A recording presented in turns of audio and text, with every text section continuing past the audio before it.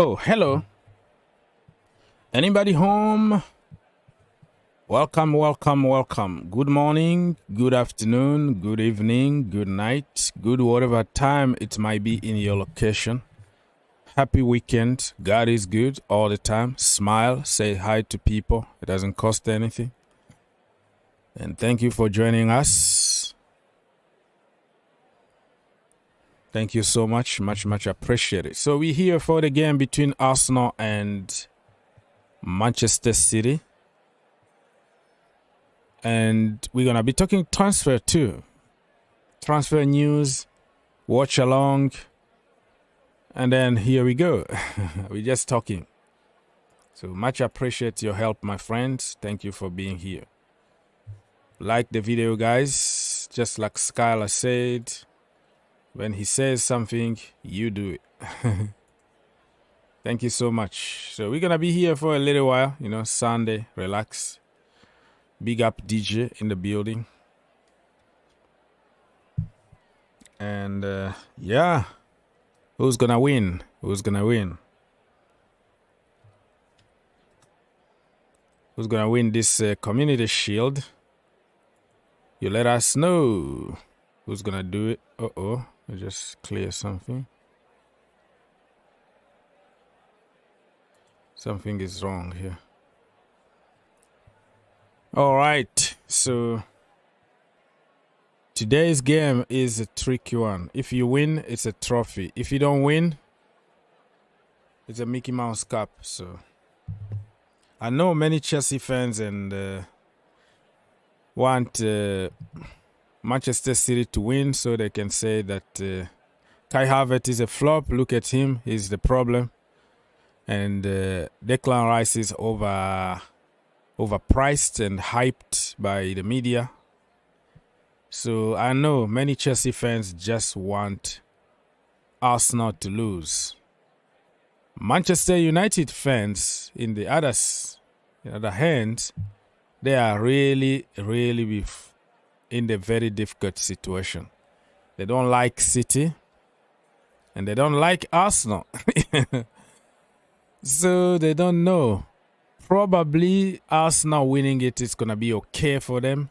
But they are suffering today. Whoever is going to win today, Manchester City, Manchester United fans are not going to be happy regardless because it's a tough one. It's a tough one for them. And I don't blame them. That's the way it is. Okay, the Blues of Manchester City to win according to DJ. Penalties and Arsenal win. Akpa. Tough. I am a Chelsea fan. Mine is simple. Not Havertz, Rice, but I just don't like Arsenal. All right. Skylar, let's go. Oh yeah. Officially the Premier League season kickstarts next week. So this is the curtain raiser, isn't it? The Community Shield. Over the years, I've kind of lost interest in this particular one-off game. Not because United haven't been in it, but it used to interest me when we used to win competitions. I remember the ones which we won against Man City in I think 2012 or something like that. So yeah, man. Look, this game doesn't mean much. Liverpool won it last year, and look where they finished. So it's not really a big thing. But yeah, look, if you ask any of other teams except for Arsenal and City, who is going to be challenging Manchester City, I think most of us would say it has to be Arsenal because this is Arteta's 5th year. So you are expected to. He has spent around 700 million, and he has had 26 players over the course of his team. That's like 2 teams almost. So yeah, obviously there is pressure on Arteta. You have to start the season well, and this is the game which probably sets the tone. If you remember last year they started the season with 9 wins back to back. Yeah. Right. So everybody was talking about exactly. I remember that. They started very good. Yeah, and this time also they have a relatively easier opening few runs. But what team they're gonna be playing against in the first game? I mean, Nottingham I think it's Forest or something like that, yeah, right? it is Forest. Yeah, it is Forest. Forest. Yeah. Liverpool are playing Chelsea. United are playing Wolves, and I think Man City We are have the away. hardest one. We have the hardest start, bro. Yeah, And you have the hardest one. if we can win that game against Liverpool, Mhm. man, I think our season is gonna be amazing because you beat a big boy right at the beginning. You build momentum, so we're gonna believe more. We're gonna say, okay, if we can This beat is Liverpool, we can beat anybody. yeah, this is why I don't understand why you're taking so much time with the Caicedo deal. You need him because that first game, you need a player like Caicedo because you know how Liverpool are going to play. And I don't know if you watched the Bayern game. I mean, Liverpool absolutely overrun in the midfield. And if I look at your team and Bayern's team, the one thing you guys have is space up front. With Bayern had with Sane, Gnabry, and Matthias Dell. So Chelsea also have that. You guys have lots of pace, especially with Nicholas Jackson now in the team. That guy, that guy is very quick. And Yeah. Nkunku, we all know. And you have a couple of other players as well. So I don't know why Chelsea are haggling over this deal. I mean, look, Yeah, it don't you looks want like him now? it looks like it's happening because they left him out of the team altogether. They have a friendly, I don't know if today against the whatever team from Spain. Vallecano, yes, that's the team. So there is hope that we can conclude the deal in the next coming days. But to know if he's gonna be ready for Sunday, we don't know. But still an entire week to go. So let's wait and see what's gonna happen. I'm not even afraid. We can find a solution. Not a DM there. Put Gallagher. Put Reece James or Kukurea. I think we're gonna come up with a solution. But it looks like this Caicedo deal is happening. Mr. Aziz. Hey, good morning, brothers. Good morning. Yeah, I saw your video you posted this morning about the Caicedo that he didn't go for the preseason game with them. I'm thinking he might be coming to Chelsea. Maybe Wednesday or Thursday they'll conclude the deal. Yeah. That's my feeling. Yes. Me too. I know I have that feeling too. I have this. I know he's overpriced. I'm not gonna lie to you. He was not really my first choice of defensive midfielder. I wanted Declan Rice. I've always been saying that's what I wanted. Yeah. If is what it is what the market, and I blame Chelsea for we not qualifying for the European leagues. So the blame is on us. So we just have to pay what they want. Yes. Let me go very quickly. Skylar, do you have the lineup for the games? Which in one? Front? Arsenal against City. Yeah. Okay. So I got it here. Let me remind people. For Arsenal, they have Ramsdale in goal, Ben White, Saliba, Gabriel, Timber, Partey, Rice, Odegaard, Saka, Martinelli, and Kai Havertz. On the bench, they have Matuna, Tomiyasu, Kiwior, Holding, Tierney, Smith-Rowe, Vieira, Trossard, and Eddie Nketiah.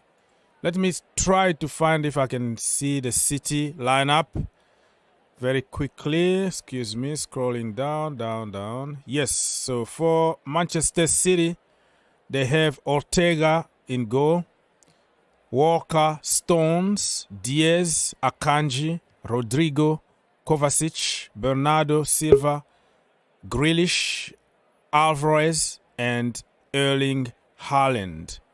On the bench, they have Edison. Excuse me, let me put it bigger here. Edison, Phillips, Laporte, De Bruyne, Gomez, Foden, Palmer, Lewis, and McT. Very, very strong teams here. They are going for it. This is not a friendly anymore. We have to get an advantage here from the get-go. So, DJ, who's going to win this game? You already said Arsenal. Explain yourself before Arsenal fans start shooting on you. You mean Manchester City, you mean?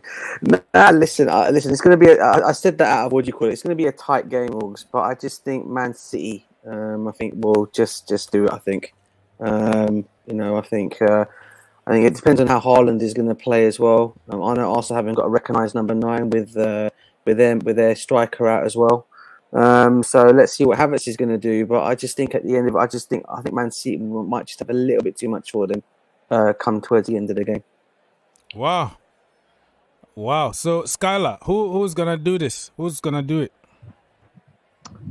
Yeah, I mean, I also feel the same. Although this year, there have been a couple of changes with City, but I've been hearing that Bernardo Silva is going to be staying. So that's a very good. I mean, that's bad for the league. We want as many changes as possible for the City team. But yeah, man, I think City will edge him. I mean, if you remember last season, the Community Shield, Haaland missed an absolute sitter, and everyone was saying, "Look, wow, look, he's going to be a flop," and then he just went on and Yeah, I smashed the still goal scoring remember. record.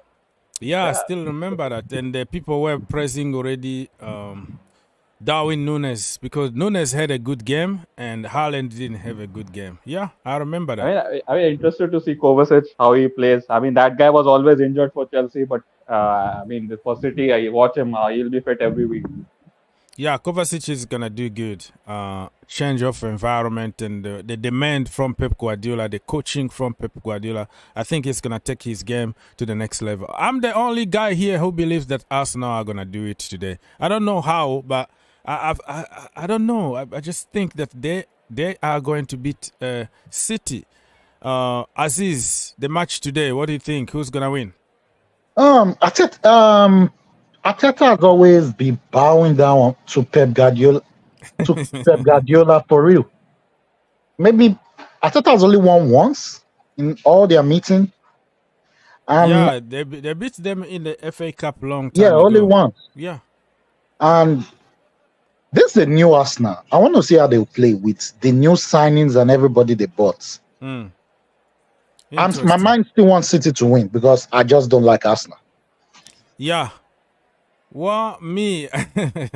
No. Just because they're a London rival. Arsenal, I understand. Yeah, I just don't like them. I don't want to be in the Manchester United fan skin right now because it's confusing. What am I going to do? I hate the noisy neighbors, Manchester City, and I hate Arsenal. What I have to do, So yeah, they wish both teams lose. That's the way it is. All right. So I don't know what we're talking about. I want to give more priority to Skylar because he's gonna leave. You know how he guys here. So we're gonna listen to him if he has anything from Manchester United community to discuss this morning. Skylar, talk to us. Yeah, I mean, obviously today we are playing. I mean, yesterday also we played. Today you have a game? Yeah, we are playing at the same time when the Community Shield kicks off. So we are in Dublin. We are playing Atletico Bilbao. So our B team will be playing. I mean, 11 is already out. The Maguire FC and all those guys. So yeah, I mean, nothing to report. I mean, hopefully, obviously yesterday you saw Højlund. He was unveiled, but apparently he has some injury. So it will be around 2 weeks before he can come in. So I mean, that's frustrating because United right now, as I told you yesterday, we don't look very much different to the last year, especially when we are attacking. We are very much like a moments team, like nothing happens in the game and suddenly we just burst into play. Like there is no approach play from our side. So that's the worrisome part. Apart from that, United, if we get Amrabat, then I think we are relatively prepared for the season. And I told you about Mason Mount.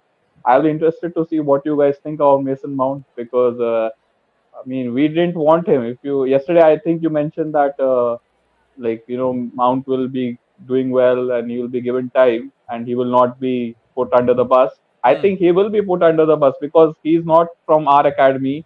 We paid 55 million for him, and he will not get the same kind of patience what he got at Chelsea. Right? Yeah. So this is on the manager. So I think so far he has been bang average. To be honest, I was never a Mason Mount fan. Even when he was doing well, I didn't see anything special from this guy. So obviously Ten Hag has seen something. But so far 0 goals, 0 assists. So I hope he turns this around. Yes, DJ, what do you think about Mason Mount horror show so far? horror show. I think that's a bit harsh. Listen, Missed I an think open goal yesterday, DJ. He I missed an know, open goal. I know. I saw the highlights of that. To be honest with you, I get where you're coming from. It was a bit of a strange one seeing that miss. But listen, it could happen to any other player. I mean, look at it this way, Skyler. Right? If this happened to say Erling Haaland, would we be talking much about it? It can happen to a striker. It can happen to a striker. But because it's happened to Mason Mount and because of the move, everything going over to it, it's going to fall more on Mason Mount in terms of that. So look, listen, it was an open goal. I'm not going to lie, it was a bad miss on his part, but I don't think he's one of those kind of players that will probably forget all about it and he'll move on to the next game. Do you believe in the number 7 curse? Nah, I don't know. United have had good number 7s over the years, though. Augs. Well, after Ronaldo, looks like after CR7. I don't know. That's a bit of a. It's like us and number 9 in it, Augs, at Stamford at Chelsea, isn't it? And the number 9 curse. I don't know. I just say give it a bit of time with Mace. I think he will come good for you guys. Mm-hmm. But I just think at the moment, I know why a lot of the fans are on him because of he's come from Chelsea, he's come from the academy, he's one of the Chelsea academy boys. He's come over. I know there was a lot of eyebrows raised, but I know some of the fans have started to actually, United fans have started to get used to him being abandoned the team now. I think the interesting one for me, guys, would be Sofia Amrabat. If you guys can get this guy in. Yeah, he's good. He's really good. He will. I think he complements your midfield very well, mate. Yeah. And I think you'll have a really good midfield as well going forward for next season. Okay, yes. So we have Brother Bobby in the house. We're gonna give you some time now. Let me report something that Angelo Gabriel is expected to show up in training tomorrow early morning with Patrick Vieira at Strasbourg, and Chelsea will conclude the deal with Santos for another young man called David Washington, and he's also expected to join straight from Brazil to Strasbourg. So we might find 2 amigos from the same team playing for Strasbourg next season, and the French league is not ready, I'm telling you right now. Bobby. Yeah. Guys, I completely took my mind off Mason Mount. I haven't been watching Man United. I haven't been interested whatsoever.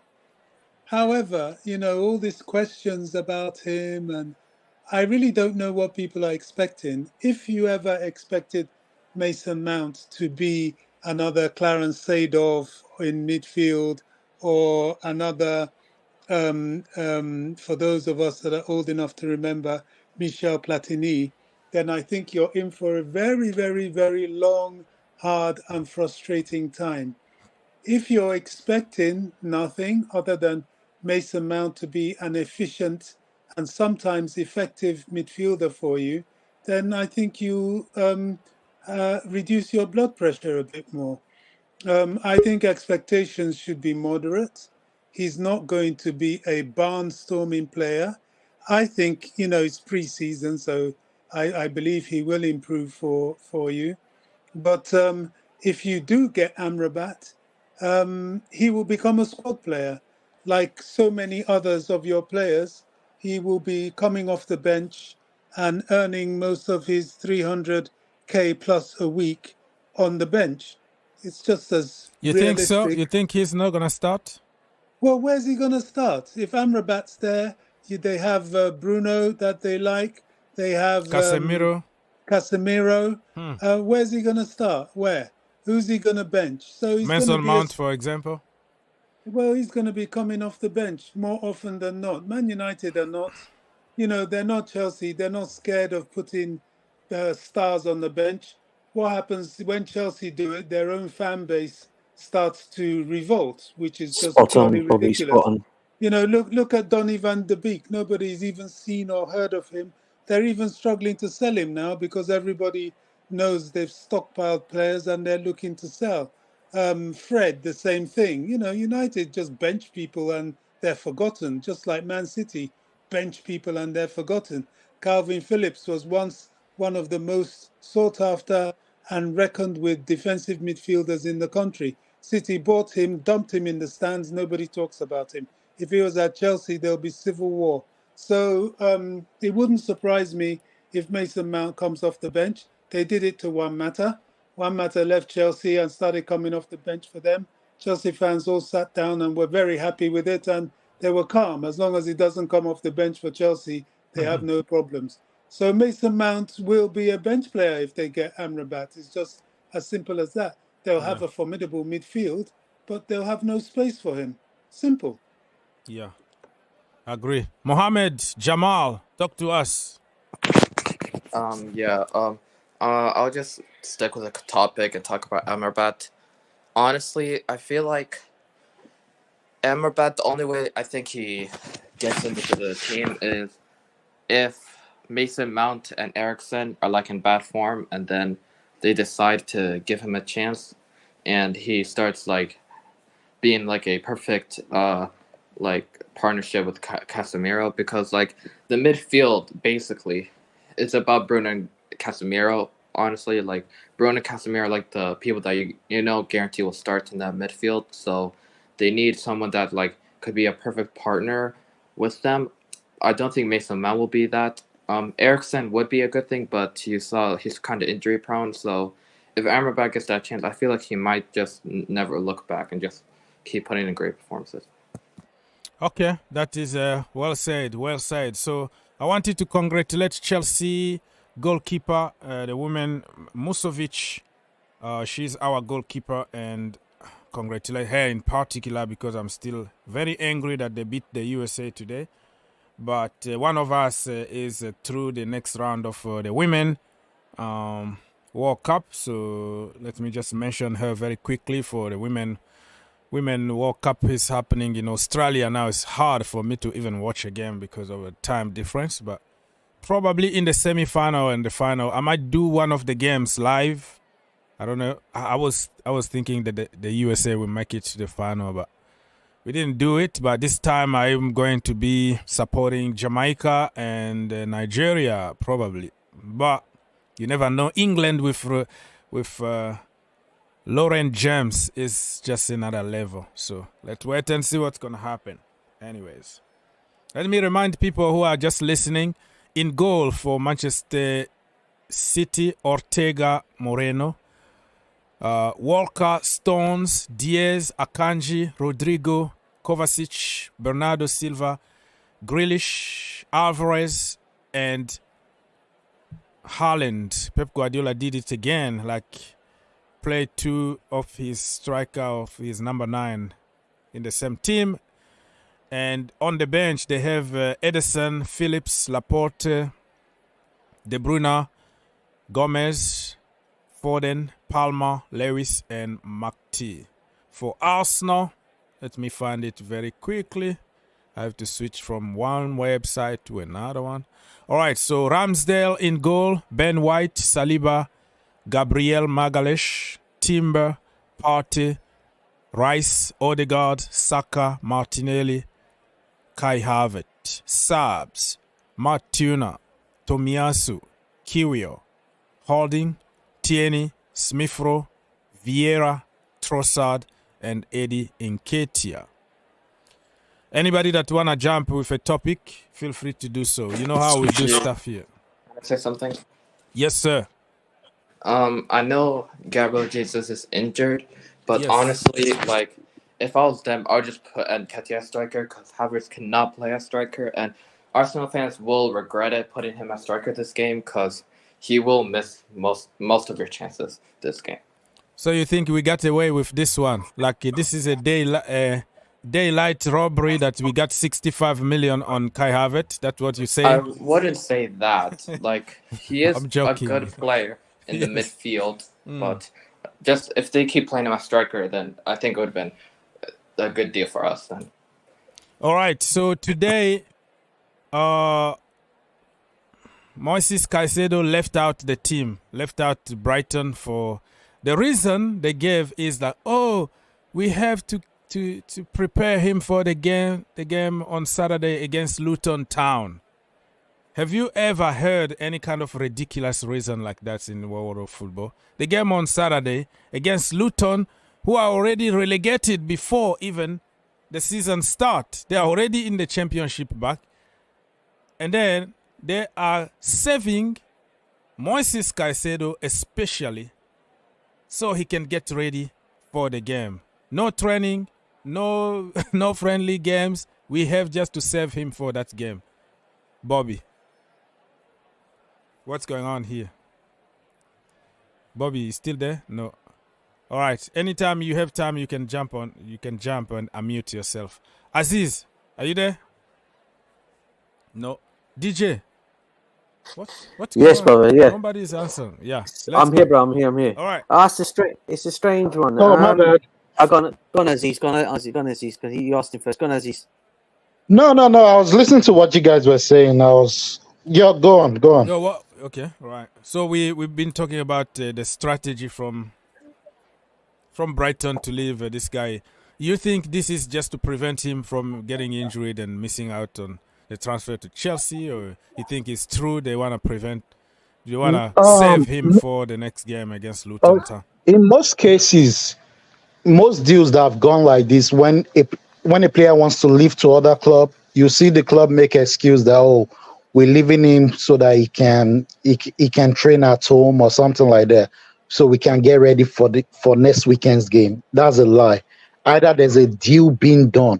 Remember when we bought the goalkeeper Sanchez, there was a deal that Fabrizio said that the deal included Caicedo and Sanchez together.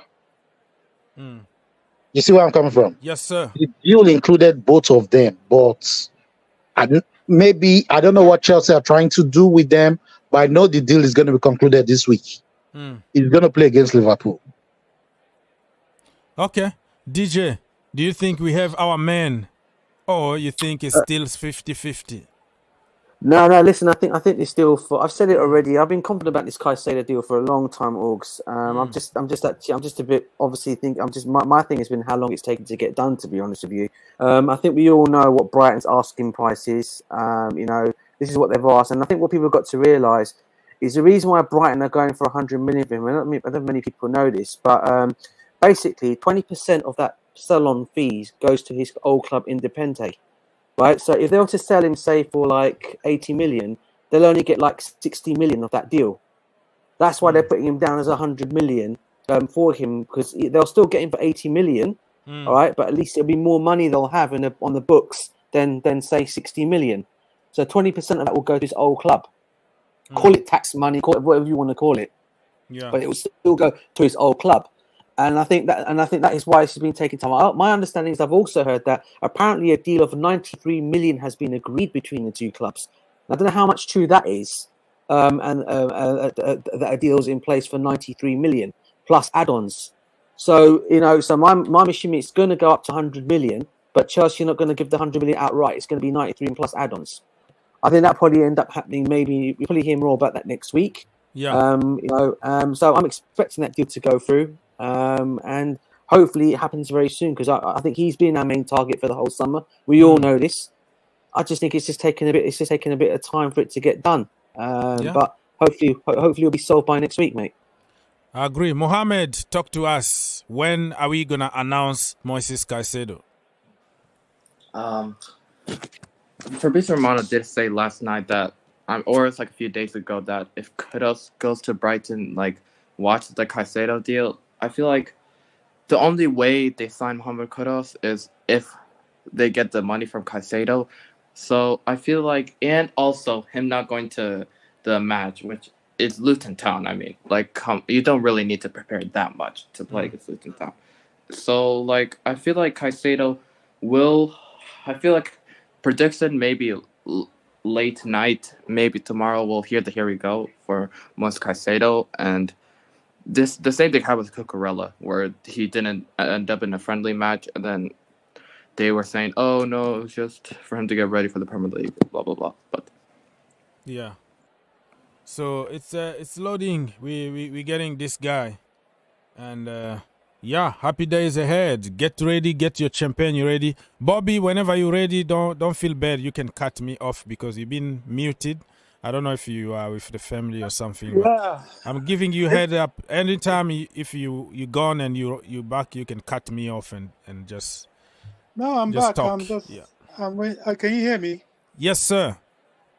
Yeah, I was saying, don't we have to register our players with the FA by next Friday, at Yes. least for the first Premier League game? So if we want Caicedo, we'll have to do something next week, that's for sure. Yeah. It's getting closer and closer. And Kudus, it looks like he hasn't answered to anything. But between clubs, they already agreed on fee between Brighton and Ajax. But Kudus probably is waiting a little bit to see if a bigger club will come like Arsenal or Chelsea. But I think Chelsea are not that serious about him.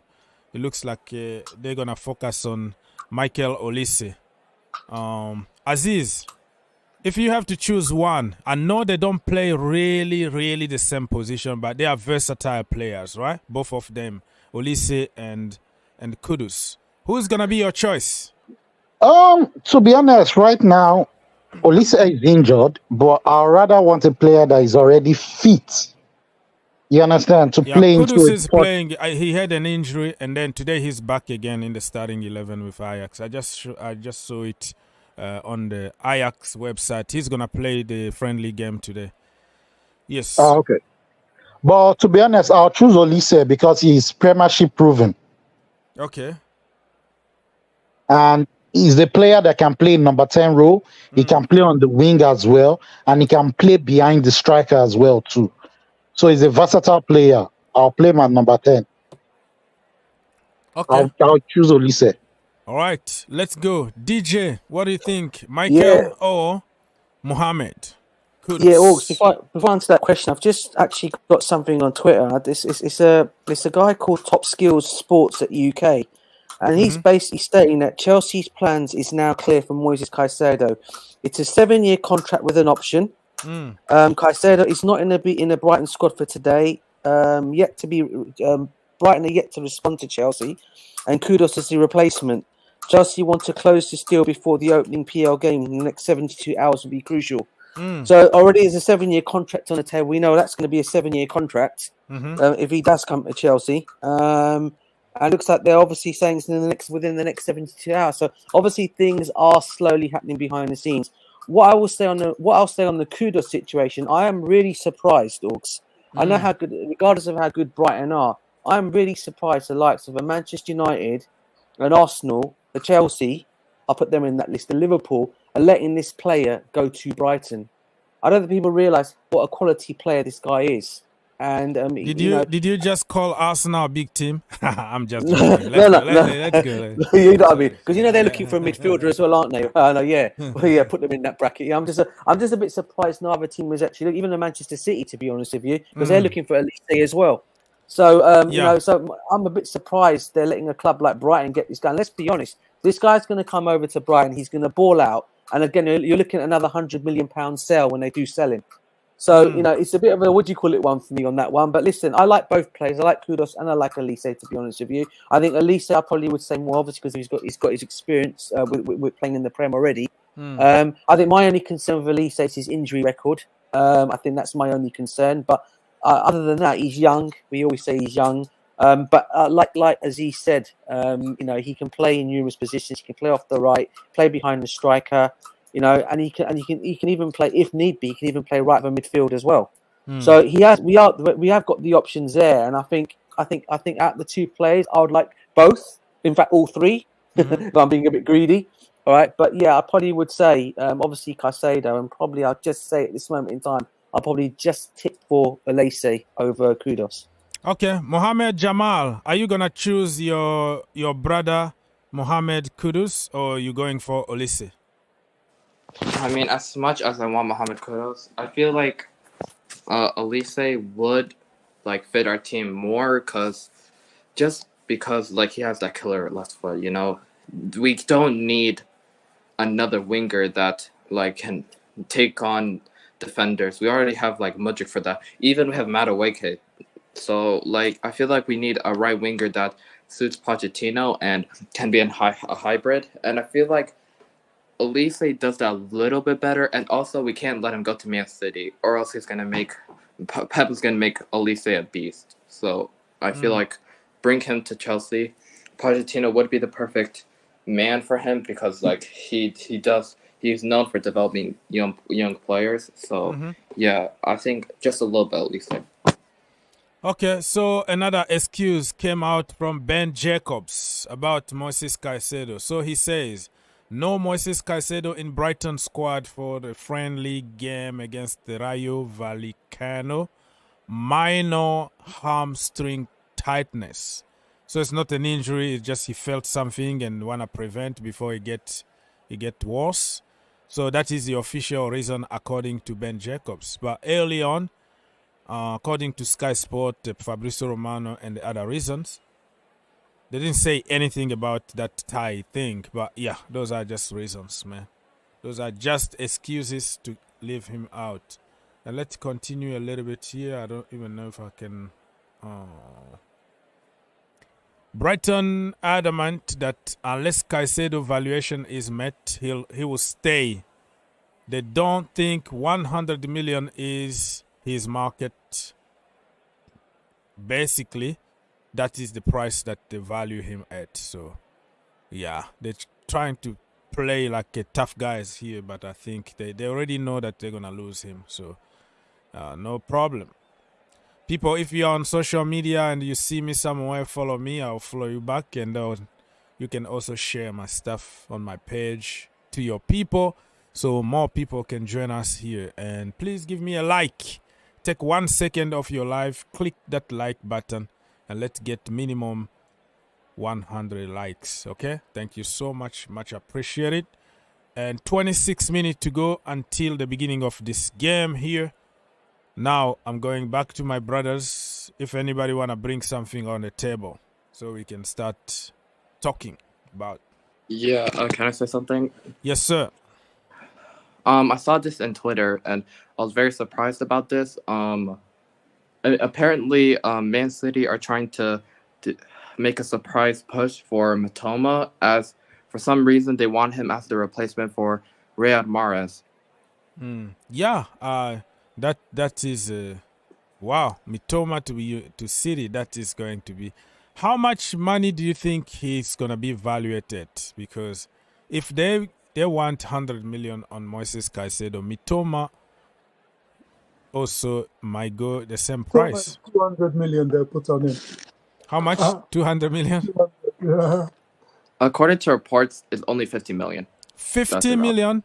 Yeah, Chelsea should go and hijack that deal now. If 50 million, forget about everybody else. Go get Mitoma. What a player! What a player he is. Wow. So, but you know what is good? I can assure you, Mitoma won't leave Brighton for 50 million. That's true. It's not gonna happen. He doesn't have unless if he has a release clause that been linked by his agent or something. But if he doesn't have a release clause, I think he's gonna go for more than 100 million. That's for sure. Because what happened is like agent will keep something secret. They know there is a release clause there, but if they want their client to move, they might leak it out there. Hey, this is the release clause, and you have no choice. It's the law. If somebody comes with the money, bam, bam, the players is gonna leave. But without a release clause, the way it was with Alexis McAllister, that brother is gonna go more than 100 million. Mitoma. And you already know how I feel about that fraudulent club. Yeah, Manchester City. With their 115 outstanding financial charges. That thing really pisses me off. We had one and got a 2-season transfer ban, and these people are still throwing money around. It's a disgrace. Absolute disgrace. Do you know the worst thing of all is, Bobby, on that? We were also fined again, weren't we, recently? 8.6 million? Yeah, for we held our hands up because it was a financial misappropriation by the by the Abramovich. Marina Granovskaya. I'm not going to put Abramovich on that. Marina Granovskaya is the problem. But, you know, we are penalized constantly. Yes, these people are being allowed to delay this process because they're not facing any penalty. If they were told that they couldn't do any transfer business, they will soon rush to respond to these charges. they have not even answered one out of 115. And we've known this for what now, 6 months? It's a disgrace. So angry. They're gonna delay it until they pay a fee, and then it goes away. Aziz, this is personal question.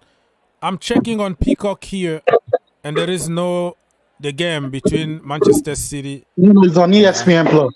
ESPN Plus, man, I have to pay $90.99999 again. These people know how to steal money.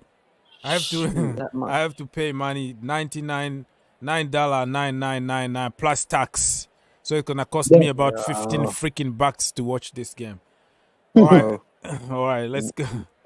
Yeah, we have it on ITV Sport here. Are you watching ITV, Bobby?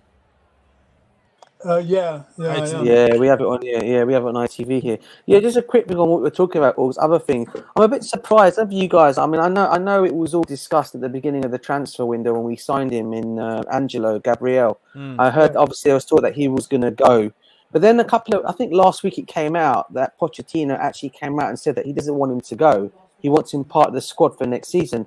Now, I want to ask you guys a question. Do you think this is actually a decision made by Poch? Or do you think Todd Bowley and co have actually gone behind the guy's back and now sending this guy out on loan? Or do you think from the very beginning, going by what was happening in the very beginning, where it was actually planned that he was going to go on loan, but then Poch says he wants to keep him? What do you guys make of that? Can I answer? Yeah, please do, Bobby. I think he was scheduled to do that, and they're sticking to the schedule. I don't think it's bad for him, because if you watch how he plays, you can imagine in the Premier League, there are going to be some matches he'll find a little bit hard going, especially against the very physical sides, your West Hams of this world and so on. Yeah. So, and you know how brutal our fan base can be when people make a mistake. And so I think this 1 year loan is not a bad deal. And I think if Pochettino felt very, very strongly about it, they wouldn't have done it. But I don't think he thinks it matters. And I also think this is an indication of the arrival of Michael Olise. Yeah. I think they want to hold on to Chukwuemeka. They want to hold on to Madueke, and they want Olise to come in, and for people like Angelo to go get some games under their belt and come again next season when hopefully we'll be back in the Champions League. Yeah. Mohammed, do you have something to say about that? To be honest, I feel like this was like part of this, like it was scheduled and probably in his contract that he was going to go out loan in Strasbourg, but maybe Pochettino was like, at least give the preseason. And honestly, I felt like it was just in the plan, and they need to invest in Strasbourg also, we're a multi-club thing. So I understand. Anybody knows if Dujan Whisper Richard is back in Jamaica or he's at Cobham training?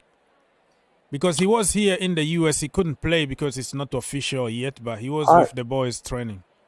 I thought officially he was supposed to, him and the other kid, the one we signed from, the young Colombian kid we signed. I thought they were supposed to go back out and join Chelsea when they're 18 years old next season. Okay. I don't know if he was in squad training. I don't know. But when I read the deals and when I read up on the deals and it was signed, I can't believe I can't get this Colombian kid's name.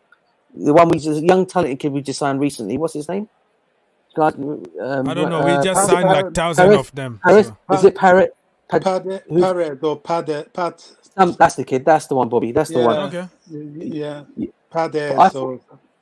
I thought they were both going out. They were both going back to their clubs, and then officially, when they're both 18 years old, they'll be coming to Chelsea next season. That's what I thought. Unless I'm sure you're right, because we got into trouble with that with Gael Kakuta once. Yes, and I don't think we'll let that happen again. And Bertrand Traore, Bertrand Traore.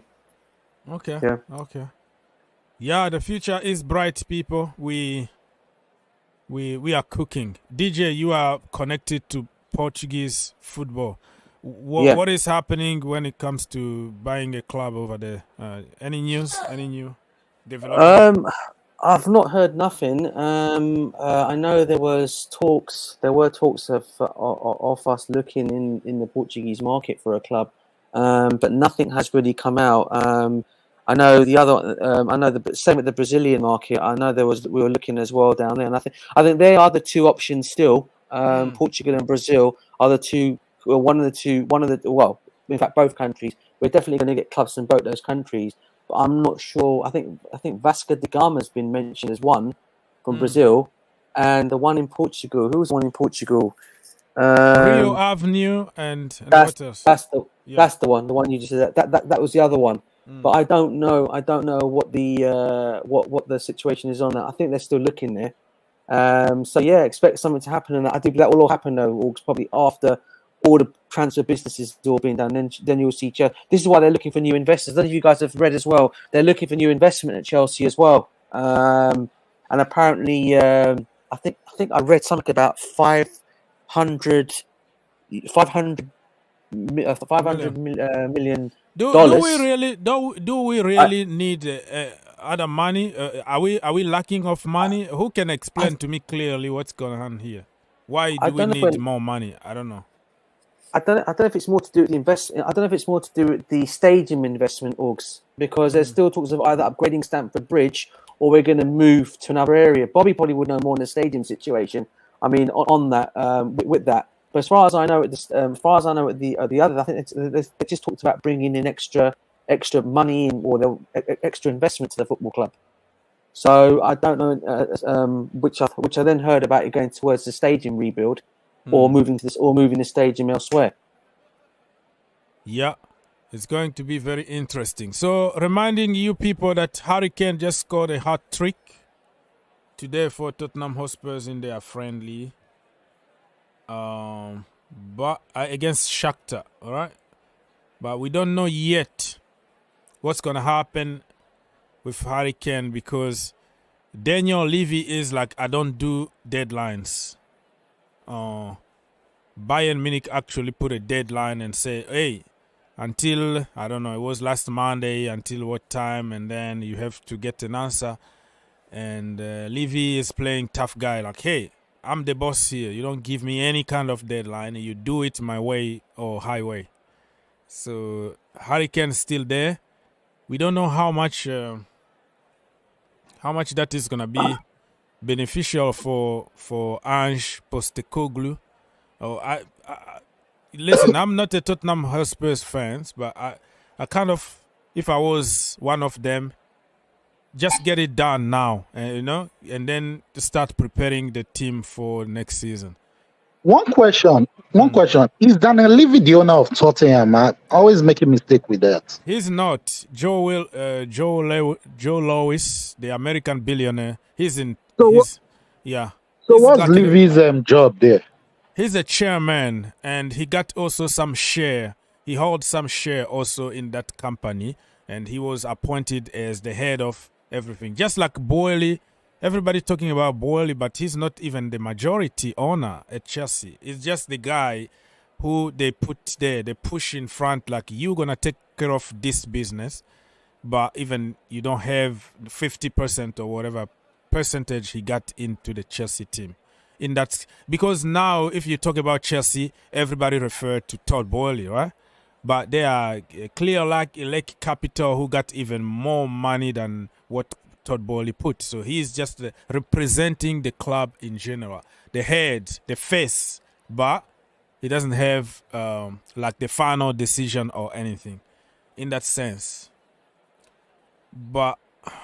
And that's why Joe Lewis said to him, listen, we can't lose money. If he doesn't want to sign a new contract, you have to sell him and get some money. So the big boss, told Levy to get this job, to get the business done so they can move on. So let's wait and see what's going to happen. Hat trick again today, so good. Rafael, brother, talk to us. Are you there? You are muted. Yeah, I just wanted to... Yeah, can you hear? Yes, we can hear. Yeah, I just wanted to talk about Haaland, and I don't understand why people rate him, honestly. Yes, he has good numbers. I'm not denying that. Yes, he's an elite finisher. Can finish from all kinds of angles and tight angles, and yes, he's all that. But he's very incomplete, right? As a player, can't dribble. You never see him getting past the player. You never see him dribbling. And skill-wise, just he doesn't have any skill. It's non-existent. He's just there, like at the right place, right time. That's it. So I don't But you get why need people those rate him. He's people, not right? You need like Michi well-rounded. Batshuayi to score you a goal. He's running like a headless chicken, but the right Batshuayi has position, skills. the right Batshuayi time, had bam, skills. score a goal. So why you don't rate him? Wait, I Why? disagree. Batshuayi had skills. So you think that you're gonna choose Batshuayi over Erling Haaland? The problem is, see already what happened with Batshuayi. Okay, this is what I feel happened. I feel Chelsea didn't give him a chance. Conte's first season, bench, no chances given, nothing. Came off the bench, did well, still no chance. Second season, we get Morata. I don't know why. We know his history, still we bought him, and we wonder why strikers fail, right, at Chelsea? Because of stupidity like this. But anyways, Morata played, right? Missing. Batshuayi comes on as a sub, plays well again. Still no chance. So that kept happening to him, and that's why he didn't end up playing well. He didn't get minutes only, and that's why his career got ruined. He didn't live up to his potential. He had solid potential. He had all the skills. He was there at the right place at the right time. Well-rounded, like Vlahovic. Similar to Vlahovic. He had it all. That is a huge, but he didn't get the huge chance, claim so that's here. why he is where he is today. I think even if you don't play good, I was very pissed with that. Even if you don't play good, but you scoring goals, that's what is the most important in football, scoring goals, right? I believe we need everything, Again, I'm not denying what Haaland has as a poacher, Amazing finisher. Amazing. That is your choice. I respect brilliant. you. I respect your opinion. That is your opinion. But I want everything. Okay, I'll tell you what Vlahovic and Haaland, the difference is. You remember Del Piero and Inzaghi? Inzaghi was only a poacher. Del Piero was everything. Poacher, dribbler, everything. That's the difference, in my opinion. Okay, so today, who do you think is going to win between Arsenal and Manchester City? Farteta is going to bottle it again. Yeah. And if they win today, they're going to celebrate for a month. They already prepare an open top bus to parade. If they win. If they win today, it's already prepared. They already put the shirt there. They already printed some shirt. Do you remember those pictures that were going on social media where they already printed like Champions 23? Some kind of like, the Premier League Champions 20. Stupid people. Yeah, they already printed everything before even the end of the season. So probably they already prepare a parade Before we tomorrow. continue on this, I just want to discuss Batshuayi. Yes, he sir. does have skills. He did have a lot of skills. They ruined him by not giving him any chances. Loaned him out, this, that, and then gone. He's 29 now. Gone. Ruined his career.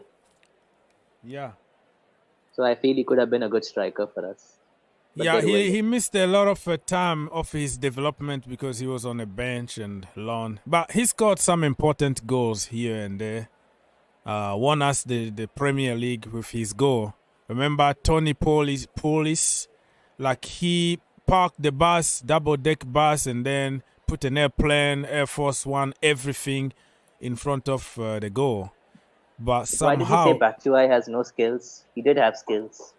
Yeah, I was thinking like he always pop up from nowhere to score a goal. I didn't see any structure in him, like somebody following instructions and like he was just like a moment FC for me, That's in the limited time he had, but I feel he did have a skill set. I've watched him a lot, even at Chelsea. I watched him everywhere. Like he has an amazing skill set. Haaland is just poach. Come out of nowhere, ghost the whole game, and then come out of nowhere. Yeah, it is what it is, man. It is what it is. He's gone now. He's playing in Turkey, and the other day he actually put a tweet and say like, Lauren James got more skills than me. It was funny tweet that he's a troll, man. He's a troll. Yeah, because Lauren James scored like 2 golazos and had I don't know, 2 assists or something like that, and he jumped on social media and like, man, Lauren James is better than me. I'm like, yeah, you're right. You're right.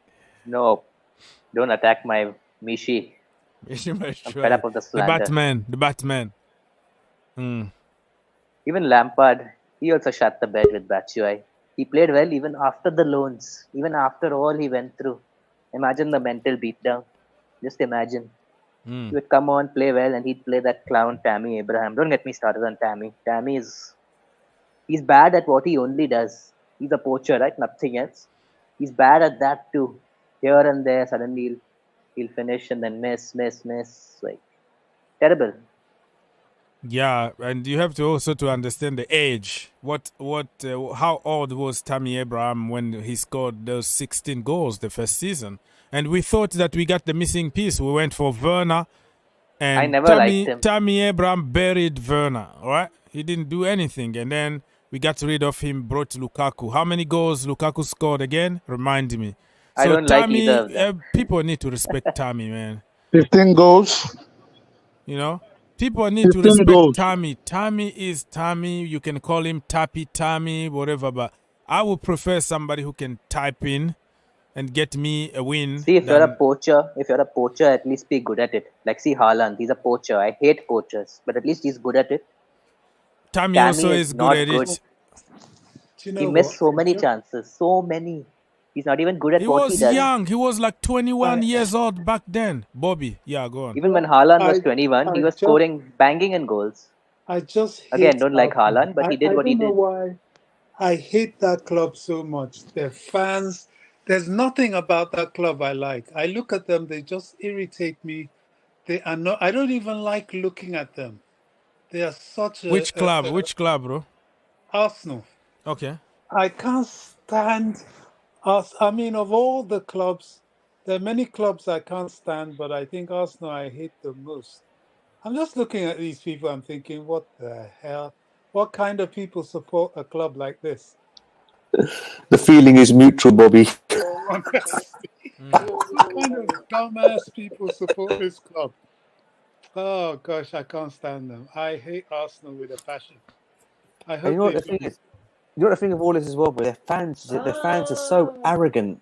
Yeah, that's the other thing that gets to me.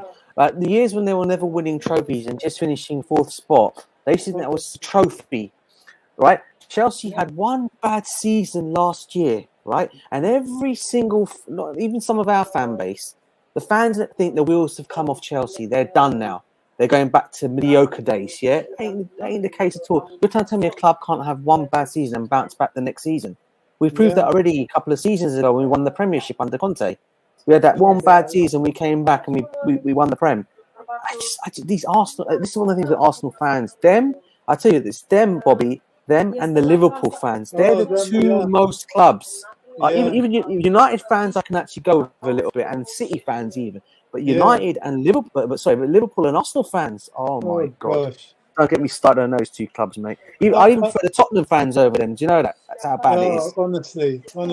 I popped onto an Arsenal Twitter space for about 3 minutes. I wanted to slap someone. If I could have reached into that Twitter space and given somebody a serious slap. And they're just so what they were saying was just, oh gosh. I was like, what was I doing there? I just left. Oh man, they're terrible. Hey guys, a serious question. Why do you think Arsenal fans like Arteta? Serious question. Because Arteta is getting them result, and Arteta give them excitement in the last couple of years, and they almost won the league last year, and they hope that this year they can win something. That's why they like him. And he's supposed to be the next incarnation of Pep Guardiola. Yeah, that's the other thing. I've actually heard Arsenal fans actually saying that we got the next incarnation of Pep Guardiola. I mean, is that how bad you guys are going to go, mate? Are you even going to put him in there? Because that sort of stuff they say that makes me. They didn't like him though. At the beginning, they wanted him out. You know, everybody wanted him out in the first couple of seasons, but since he started getting result and getting money, they're spending money. The problem with other teams is they act like if they don't spend money. Only Chelsea spend money. Okay, but Arsenal also are spending money. Where is Nicolas Pepe again? 75 He's on million loan, gone.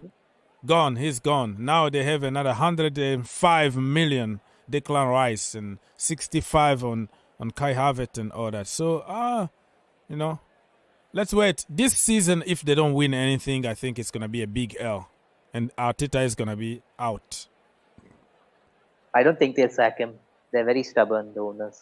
I don't think they'll sack him so fast.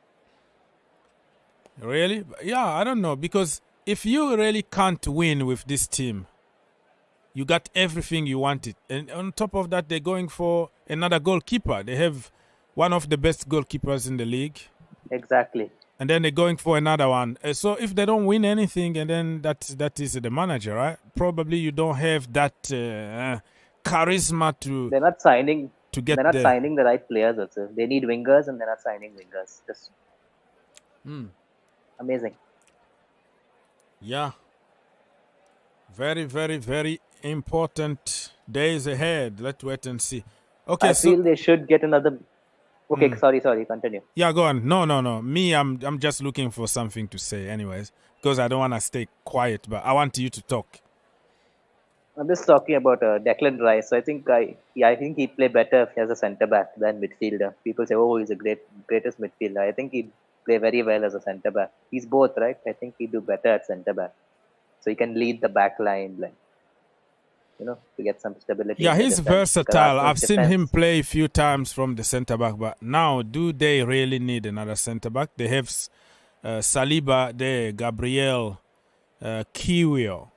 Timber. They're all retarded. Yeah. Timber. They're all retarded. Timber also, you know. So in my view, all of them are retarded. All the defenders. So they need somebody got some echoes, please. They have good players. They really do. They have they have a good team, but I still hate them. I hate them. Yeah, they have a good team. Yeah, they have a really good team. And that is gonna be even sweeter if they don't win anything and you are like, hey, what is your excuse now? Yeah. It's gonna be even sweeter, like, yeah, how can you do that? How can you miss opportunity like this? You complain about the money, you got the money. Everybody that you wanted is in the team. What is gonna be your excuse not to win? Let's make it very, very sweet. 30 seconds to go until this game starts in my location, people. And if you are in the US... Do you agree with me? Do you agree with me? Just curious. About what? Declan Rice should play in defense instead of midfield. I think, I think midfield. Let him play box to box. But only if they need, only if they need somebody really, like they have an injury crisis, he can go as a centre back. But midfield is where he's gonna impact more in this current moment. I think. Another question. Yes, sir. Let's go. Who do you think are the dark horses of the league this season? I think Aston Villa. Who do you think? Dark horse of this league, Chelsea Football Club, because they don't take us seriously. Everybody thinks that we're not gonna do anything. We're gonna fail. Blah blah blah. And bam, you see us top 4. I think we could win the league. Huh? Might, not 100%. I think Aston Villa is a good shout. You know, they have a decent manager. They have a good team. But they are playing Conference League. On Thursday, they're going to be in Kazakhstan. And on the weekend, they have to play against Chelsea Football Club at the Bridge. And we're going to smash them. Conference League, they have even more games. But yeah, they can use the academy, though. That is another shout. Because Conference League, you got the teams that you never heard of, you know. In Mongolia somewhere, in the middle of ice and snow 24/7 there. So they're going to struggle a little bit. But I think they have a squad big enough, you know. In the earlier stage of the Conference League, they can play the kid. And if they are advanced to a certain level, they can start using like big boys. But yeah, good shout, Aston Villa. Dark horse. But definitely for the Premier League, we have to say it's between Arsenal and Man City again. I can't really see beyond those two. Maybe an outside chance, Newcastle perhaps. Chelsea Football Club to win it, bro. Well, if we get Caicedo and we're going to get Vlahovic, what people don't like him or not, it looks like it's happening. And we have Jackson. We have Nkunku if we can keep him fit. I hope so, but we have to The game just started. see how they play. Mm-hmm. At the moment it's just a dream, but whereas these teams we actually know how they play. But goodness me, yeah, if we get Caicedo, get Vajovic, and get Adams as well, then and Olise, yeah, the squad, then, the squad depth is gonna be good, and we have also Michael Olise. Even if we have a lot of injuries, we know that we have a good backup. We have Malo Gusto who can help Rhys James when he got injured. The other side, we have Jan Madsen, who you can play as a winger or a number 10, number 8. No. Let me finish. Play Madsen at left back. What I'm saying is, in case we got the injuries, just like we are injury FC, we have versatile players. That's what I'm trying to say here. I'm not promoting them to start immediately being such and such. I'm making a point about Jan Madsen being so versatile, even when Cucurella is injured or Chile, and then you still have a good backup in that position. That is what I'll try to say. Chilwell and Madsen should be our left backs this season. Chilwell? Cucurella out. Yeah, Chilwell and Madsen. These should be our left backs. So what are we going to do with Marc Cucurella? Out. I think with Cucurella, Orgs, there's still talk here that him and Gallagher could still possibly lead this transfer window before it closes. I think if Chelsea were to offer a good offer on Cucurella, I think if a 50 million offer was to come in for him, I think they may look at selling him. Tottenham, I know, are looking at him. No, I'm talking about Cucurella, bro. Cucurella. I know Tottenham are looking at Cucurella, and that could be a possibility. They still have Reguilon. They have Reguilon, but it seems Postecoglou is a massive fan of Cucurella, and it could be a possibility that he may end up moving on as well. I'm not saying it's going to happen, but there's a possibility that could happen if the right offer comes in for him. So Chelsea may look at selling him on. In terms of what you said about us, I think we could still be up there with a chance of winning the. I know it might be a big shout in terms of what we are. Think about we're not playing in Europe. We're not going to be playing much football. If he can start starting a formula now, and we can start. If we beat Liverpool, I don't see why we can't go on a very good run and beat teams. And there's no way we're going to have a season like we did last season. Maybe I might be pushing it for saying winning the Premiership might be a bit too much, but I still think we'll definitely finish in European spot 1. We'll definitely win a trophy, I think. Okay, and I think in terms of players still coming in, my thing with Vlahovic at the moment is the guy doesn't want to come to Chelsea. From my reading and understanding, is he doesn't want to come. Now, I really want players that want to come and play for you. I really want players to come, okay, to Chelsea, okay, that want to play there. And if he doesn't want to come, then hopefully we look at other options. Washington, I understand, might be coming in. We're loaning him out to Strasbourg. And my understanding is Strasbourg have got too many strikers at the club to even take him on loan. So that could be another option. He may end up staying at the football club. So let's see what happens. But I still think there are some players that that can still lead the club before the end of the transfer window closes. Hopefully, it's gonna be Marc Cucurella. Raheem Sterling. What we do with this guy? Raheem Sterling, what are we going to do with it? Aziz, do you have any plan? I know it's very early because anything can change during the week. For your information, today is a day off at Cobham. Tomorrow also is a day off for the players. We're going to be back on Tuesday and start preparing for the game on Sunday against Liverpool. So, like right now, based on the information that you have now, you might change tomorrow if anything change. Give me your starting 11 against Liverpool. Okay, my starting 11 against Liverpool, to be honest. Jackson up front. Okay, let me start from the back four. Thiago Silva and the other Rose boy, Liverpool. Yes. Gary Cahill, because Liverpool is showing me he can throw those long passes. That's why, and I love about him and Thiago Silva. They're starting to understand each other in the preseason against Dortmund. In the midfield, I'll go Santos. If we don't have Caicedo, I'll go Santos and your boy Enzo Fernandez. Keep it safe. Okay. Up front, I'm gonna go Modric. Okay. I would play Nkunku. Nkunku not there. Like by now, he's still injured out. So let's be realistic. He might be fit, but nobody knows. So take him temporarily away from the team. Okay, let's take him out. Chukwuemeka or who? Okay, I'll start Chukwuemeka over there because he has been playing good. Or I can even play Gallagher over there. Okay. Because Gallagher is way good up front than coming to the defense. That's a good shout. And I still have faith in Sterling. Okay, Sterling and still off Noni Madueke. Noni Madueke is back in training, but we've not seen him in preseason, so we don't know what Noni Madueke is going to play. Because we shouldn't play players by names, play them by their performance. Merit. That's why I said I put Modric on the left, because I've seen what this guy has done. Okay, so you have Gallagher, Modric, and Raheem Sterling.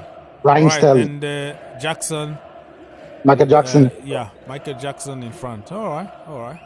That and our goalkeeper, we didn't even talk about the goalkeeper. Oh, yeah, you didn't say it. So Are you going for Sanchez or Kepa? To be honest, I've not seen Sanchez kept in a long time because he too was having a wobbly season. That's why they changed it. But I'll go for Abracadabra. Looks like he's going to start. And then when he makes the first mistake, those howlers, we're going to take him out. All those long shots. Listen, I am so I'm going to be terrified against Liverpool to play Kepa. Because remember, they know him very well. Trent Alexander is going to be shooting from every angle because he knows he got a chance. But don't forget, he kept clean sheet with them twice last season. Yeah, that is in general. In a bad season. And something I've noticed about these boys is that they are winning. They are going for every 50-50 tackles. Remember last season, any player could just shoot. Is going inside the net. These players are putting their body to block every shot. Yes, I agree. And that is going to help Kepa a lot. Okay. That is a very solid starting 11, and Liverpool now don't have a good defense. So I think we're going to have a little bit of joy. Man, imagine if Nkunku was there, he was going to cook them really, but we still have options. Nkunku is going to play this weekend because he wasn't really injured. They just took him off because of precaution. Well, I don't know about that, but let's wait and see because he didn't even train for the last 2 training sessions. So fingers crossed, you will see him on Tuesday training with the boys. Yes, DJ, do you have any idea about your starting 11, or you're still thinking about it? DJ, are you still there? No. Bobby, are you there? No. Yeah, I'm here. Do you have your starting 11 in mind? Yeah, in goal, Kepa, unfortunately. Left back, Chile no, or Cucurella? Chile. But Chile defensively is a bit suspect. But okay, I'll go Chile because offensively he's. I don't want to influence you. If you want to go with Mark Cucurella, that's your choice. Well, I'm going Chile. Cucurella can come on later. Centre backs Colwill and Silva. Right back Malo Gusto. Okay. Midfield Enzo and Gallagher. Okay. Enzo, Gallagher, and just ahead of them I would have Chukwuemeka. Okay. My front three will be on the left, Modric. On the right, I will go with Maatsen. And of course, in the middle, the middle will be Jackson. Yeah, that is a very, very solid one. I'm just a little surprised how you're leaving our captain, Reece James, out of this. But yeah, that is your choice. Maybe he needs a little bit of rest or second half or something. Yeah. A rest and for him to understand that he needs to stay fit because there's somebody threatening his place. But it's not his fault. When you get injured or sick, it's not like you are responsible. It just happened. It's life. Yeah, it just happens. But you can take care of your body extra, you know, a little extra to make sure it doesn't happen again. Okay. I respect that. DJ, are you still there or are you still with the family? No problem. Don't rush if you are with the family. I'm still here for hours. So, yeah, it is what it is. 10 minutes, 30 seconds in my location. Manchester City 0. Arsenal 0. I just renew my subscription here on ESPN Plus. It's going to cost me about $13 to watch just this one game. Freaking hell. But so far, you know, nothing really is happening. But when something happens on the screen, I will be reporting to you. But yeah, it is what it is. Let me just look for another. And don't forget to like, my people. Help your brother get 100 likes. I will appreciate your help if you can help me get that. Get a few more likes. No problem. Sorry, Augs. Yes. Sorry, Augs. You asked me a question earlier, and sorry, I was distracted a little bit. No problem. Hey, family first, man. Family first. I was giving you a green light in case you want to talk about something. You can jump. But we were talking about our starting 11 in this current moment today, because tomorrow everything might change. We might see Cristo.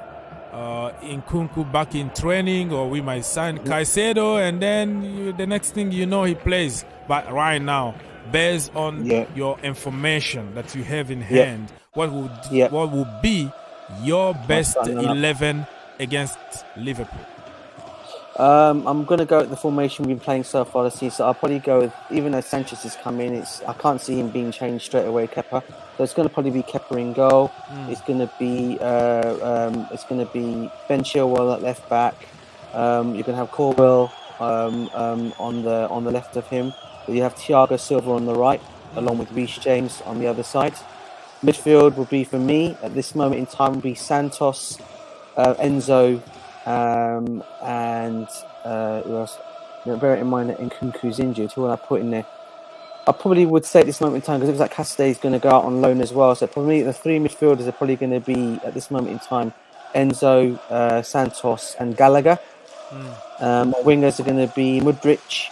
I know Modemawake has just only come back from injuries. Angelo's not going to be there, so it's going to have to be Raheem Sterling. Okay. And then up front, I'll have Nicholas Jackson up front. Okay, solid. That's solid. Yeah. Okay, so some update here. According to Tele Football, Sam Dean, he said like Chelsea remain intent on signing Moises Caicedo before the start of the league season, and they are preparing a new bid. Very, very interesting. Just keeping you updated about everything that's going on there.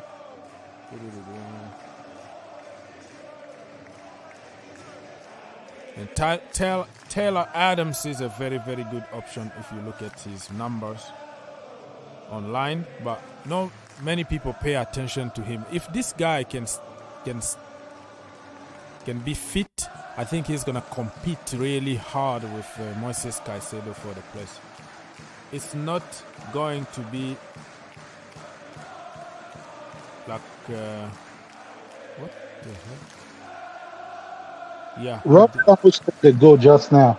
Huh? Rodri almost scored the goal. Oh yes, I'm still all over the place looking for news for us, but yeah. My mind is a little bit off the game, but you can see everything on the screen, people. 11 assists last season for Mr. Michael Olise, which is good. He's 21 years old, French international, of course, everybody knows about it. Michael Olise has agreed personal term with Chelsea, according to reports. Interesting. This guy is talking about exclusive David Raya to Arsenal is a deal done, or a done deal. All right. Let's go.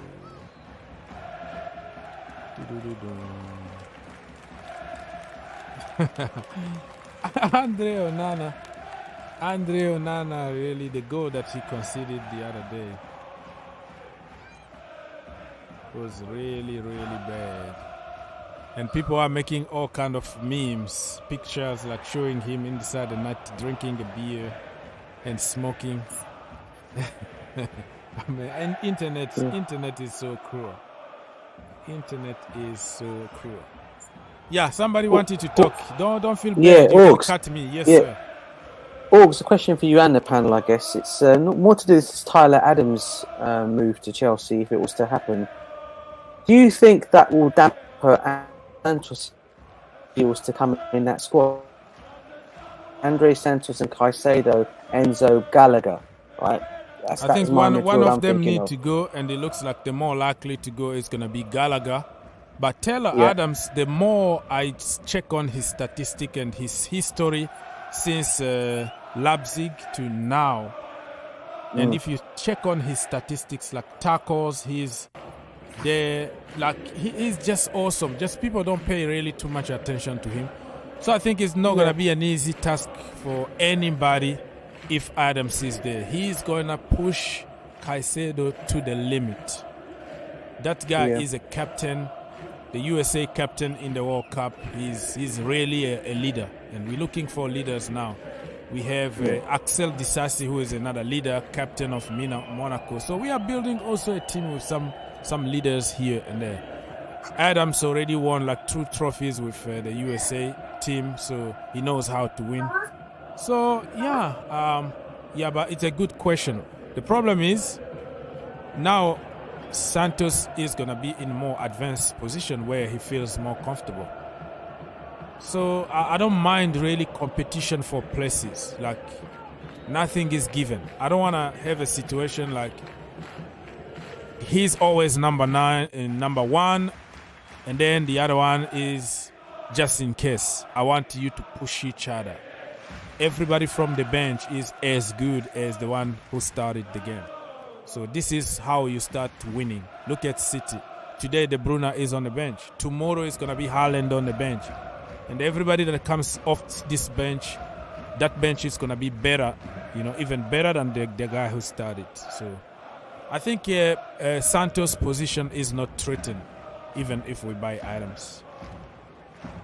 What do you think, Mr. Aziz? Do you like that American brother, or you like, no?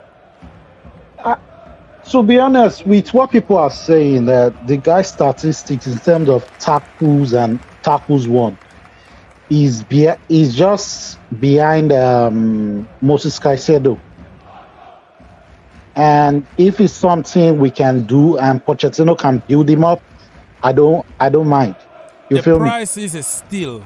I'm telling you, 20 million for that American brother. He's like 23, almost 24 years old.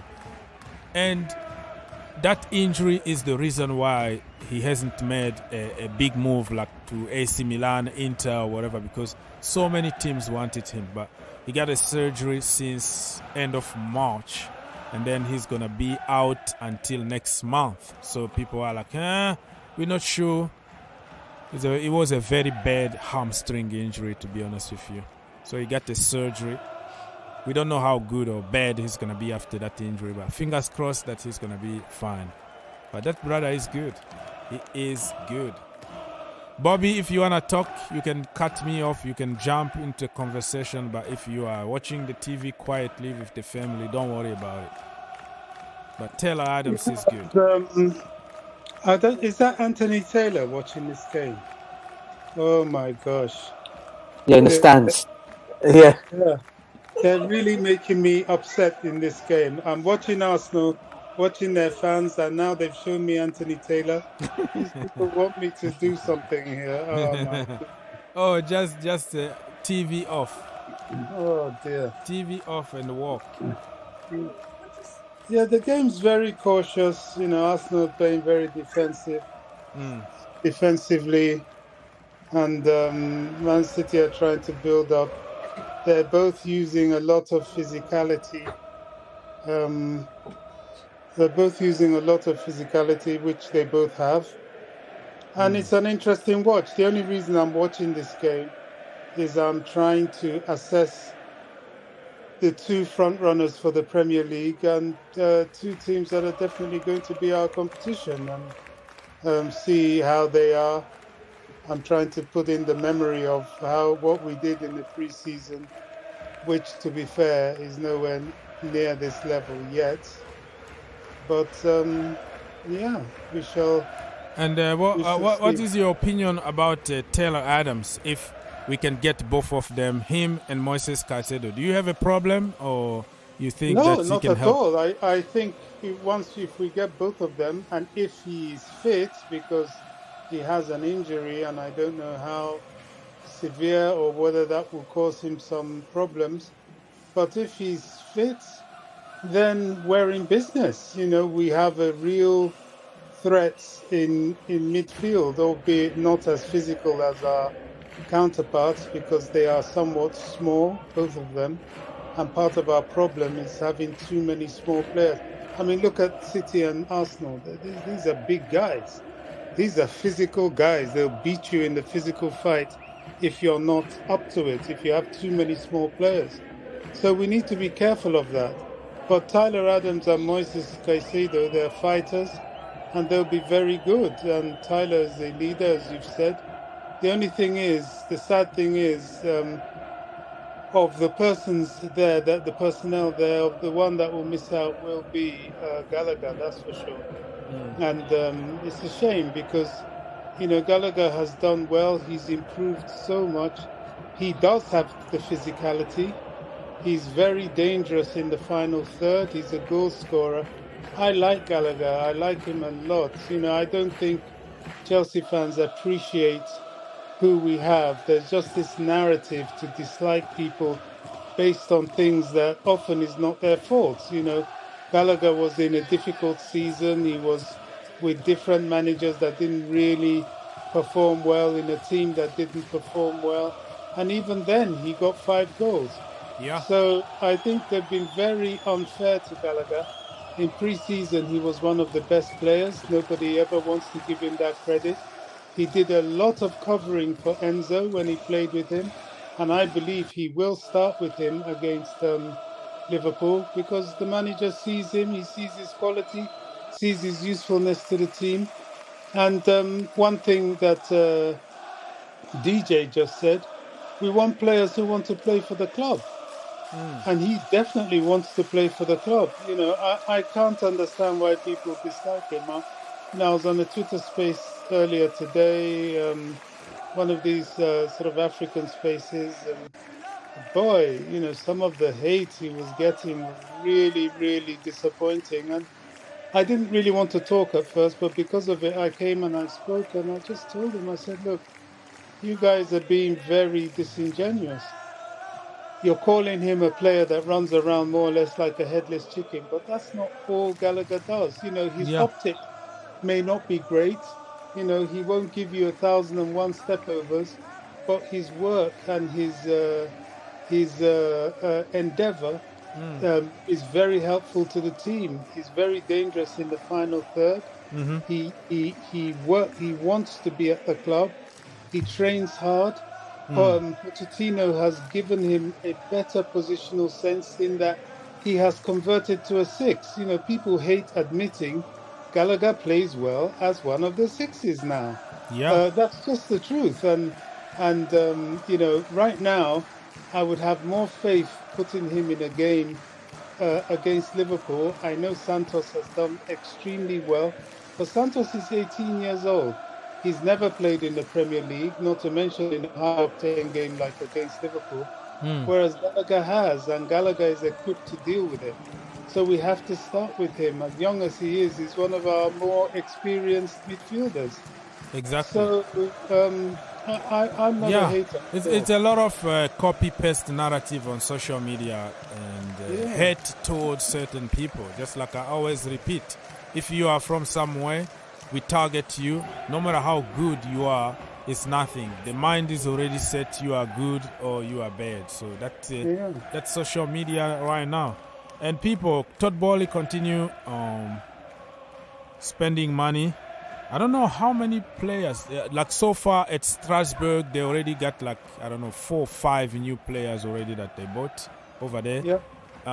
Now they continue. They are going for Junior Mwanga and Yes. Bakwa, 20 years old from Bordeaux. Yep. They are Can I absolutely. say something about this, coach? Because it's another thing, another area that I've got a little bit of a specialty in, and I've been trying to tell Chelsea fans about. Oh my goodness! Don't say these guys are gonna. Oh, Yeah, go on. So, Blueco, which is Chelsea's company now that take care of the whole Chelsea project and the multi-club system. They are very serious about this multi-club system. I personally believe how they suddenly brought Strasbourg out of the blue. I think they've already acquired another club. I really believe that. That's why they're getting all these youngsters through. I think they have a Belgian club or a Portuguese club already. However, Havertz missing again. However, it's maybe the paperwork is still going through and so on. And so what the plan is they want to get these youngsters. They want to put them under the Blueco umbrella, either through a loan system or an outright sale to these satellite clubs. Chelsea Football Club, just as they've told us, is the mothership where the elite players go. Those that do not get to that elite level are either continuing in the feeder clubs or are sold off for a turnaround profit. That is the model. Now, also, they did a financial arrangement with Aries that a lot of people don't understand. Oh, Chelsea are looking for another £500 million to buy players. No, that's not what it's for. It's towards the stadium. I discussed with you on your space how I noted that, look, these guys are going to really be taking notice of that sort of three-dimensional Mercedes-Benz Stadium in Atlanta. Yeah. And what I found so intriguing, I know the pitch was dreadful, but the structure of the Soldiers Field in Chicago, where the first tier and the pitch is below ground level, and then the second tier and the third tier is above ground level. So above ground level, all you're seeing is 2 tiers of stadium. But you go in, then you drop to where the actual capacity is. And funny enough, the Soldiers Field, I think, is 61,000, which is I looked at it in 2 ways. I thought, okay, the Soldiers Field can be a blueprint for Stamford Bridge itself. But if we are lucky and fortunate to get Earl's Court, which is more space than we're looking at the Mercedes-Benz. Yeah. And this is what that sort of money is for. It's added investment, showing that Bowley, Egbali, and the Blueco umbrella are really in this thing for the long term. You know, the sad thing is that our fan base, they struggle with the sheer capacity of this project. It's never been done before. We're pioneers, as always. We always go where angels fear to tread. We do things that when we succeed, everybody comes and copies us. Even the whole purchase of the club is very unique. We all know what happened. Now, the multi-club system, the way they're approaching it, buying all these young players at the moment from Brazil. Now we're looking at France and we've looked at Portugal. The only thing left that I personally am looking at, I've dropped it on some platforms and it surprises me, is not yet happening. Africa remains a very, very untapped reservoir and potential. True. I'm surprised that some of these ex-players are not forming a group. All you need to get a reservoir of continuous players coming out of the African grassroots system is if you finance their league. Go there, finance a league, maybe go to Nigeria, go to Ghana the Ivory Coast, stuff, go to Ghana, finance the league, organize it, maybe take over 1 or 2 clubs there, and you will have a reservoir of players that you will never be able to imagine in a million years. But nobody has actually thought that far. I don't think it's in Chelsea's plans at the moment, but the multi-club system is definitely part of the new operation that is Chelsea Football Club at the moment. So we're moaning, oh, why is Chelsea buying all these young players? Oh, they're sending them to Strasbourg. Well, we're always moaning. Yeah, But it's there is a Chelsea, method so in the yeah. madness. Let them cry, man. Let them cry. So Chelsea, Chelsea. The game here is still 0-0, 31 minutes in my location. And Arteta got a yellow card because he was complaining too much from the sideline, by the way. Nothing really is happening, so yeah, that's the way it is so far. Looks Havertz missed the chance. Yeah, I don't want to say that. Havertz is my boy. So I'm trying not to talk about Havertz, but yeah, I know what you mean. Arsenal's goalkeeper Ramsdale almost did a howler. They passed the ball back to him. I love where he was going to miss it at one point because the way he was going after it. But no, he managed to clear his lines. Yeah, me too, mate. That's what I thought as well. But listen, going back to what Bobby was just saying, Orgs, about this multi-club culture thing. This is the thing but this is what the owners have always said when they came in. They were not only looking just to obviously build things at Chelsea, but they were looking to do it on a multi thing that will help the club in the long run. And by us going and getting these younger players, I think fans have got to start to realise that we're no longer going to go for the big name superstar signings like we used to do before. My understanding of the model is, Bobby, as well. I don't know if you heard it when they first came. I don't know if you guys. There was this program I'd watched. I think it might have come on BT Sports where a fan was actually talking. I think he was a reporter was talking from America about Todd Bowley and what he does. Now, my understanding is what he does when he was doing things with his baseball teams. He'll build a team like he usually does, and then what he'll then do is, once the team starts becoming successful, he'll then add a big superstar signing to that team almost every 2 seasons or something like that. Yeah. So that's what I think is the plan for Chelsea. So when people are talking about, oh, why are we not getting Mbappe? You could get him on loan. People don't seem to realise. I'm not saying it's going to happen, and it probably will not happen. But there's talk that Mbappe could be going out on loan before he moves to Real Madrid next season, right? And there's talk also came out today that Todd Bowley and Ed Barley are working behind the scenes to bring a big name superstar signing in before the window shuts. They want to get a big name superstar signing in before the window shuts. Now nobody knows who that player is. Never say never, yeah. That's what I say. I'm not going to say it's going to be Mbappe. I'm not saying that at all. We could even look at Neymar, possibly another one that could come in now. I'm not saying, I don't know who it's going to be. But there is a possibility that we're going to end up getting a big name player in before this window. Now people can say, oh, it's got to be Caicedo. Yes, Caicedo is a big name, but would you say he's a bigger name than an Mbappe and a Neymar? I don't think he would be in the world of football at the moment. I don't think he's that big name signing. Not here anyway. Probably maybe in his country he is, in Colombia, wherever. But around the world now, you look at your Mbappes, you look at your Neymars, you look at your Messis, you look at your Ronaldos. They are still the big names, your Haalands and people. I'm not saying Haaland's going to be that guy either, but one basically, or your Harry Kanes. But what I'm saying is, they're saying they're going to bring a big name signing. I'm not going to say, so we don't know who that's going to be. So this is what they tend to do with their model anyway every season. So they build these teams up, like they do with the base, and then what they'll do is they'll add one superstar signing here and there to add to that team that's successful. So that could be the plan going forward. This is why we're doing all these countries, because we're looking for the next big superstar, aren't we, Bobby? We're looking for the next big star from wherever it's going to come from, whether it's from Portugal, whether it's from Brazil. Obviously, I don't doubt in my mind we'll starting our connections in Africa soon as well. So there's going to be some players. If you think about the players that we got that retire, you look at Essien, you look at Kalou, you look at Drogba. You look at all these kind of guys they've got their big names in their country. I'm sure they could set up something or another where they could start putting these kind of things to the Chelsea board or to Todd Bowley and Co. for who to go for, or the next big thing is. So, these sort of players. It will not surprise me.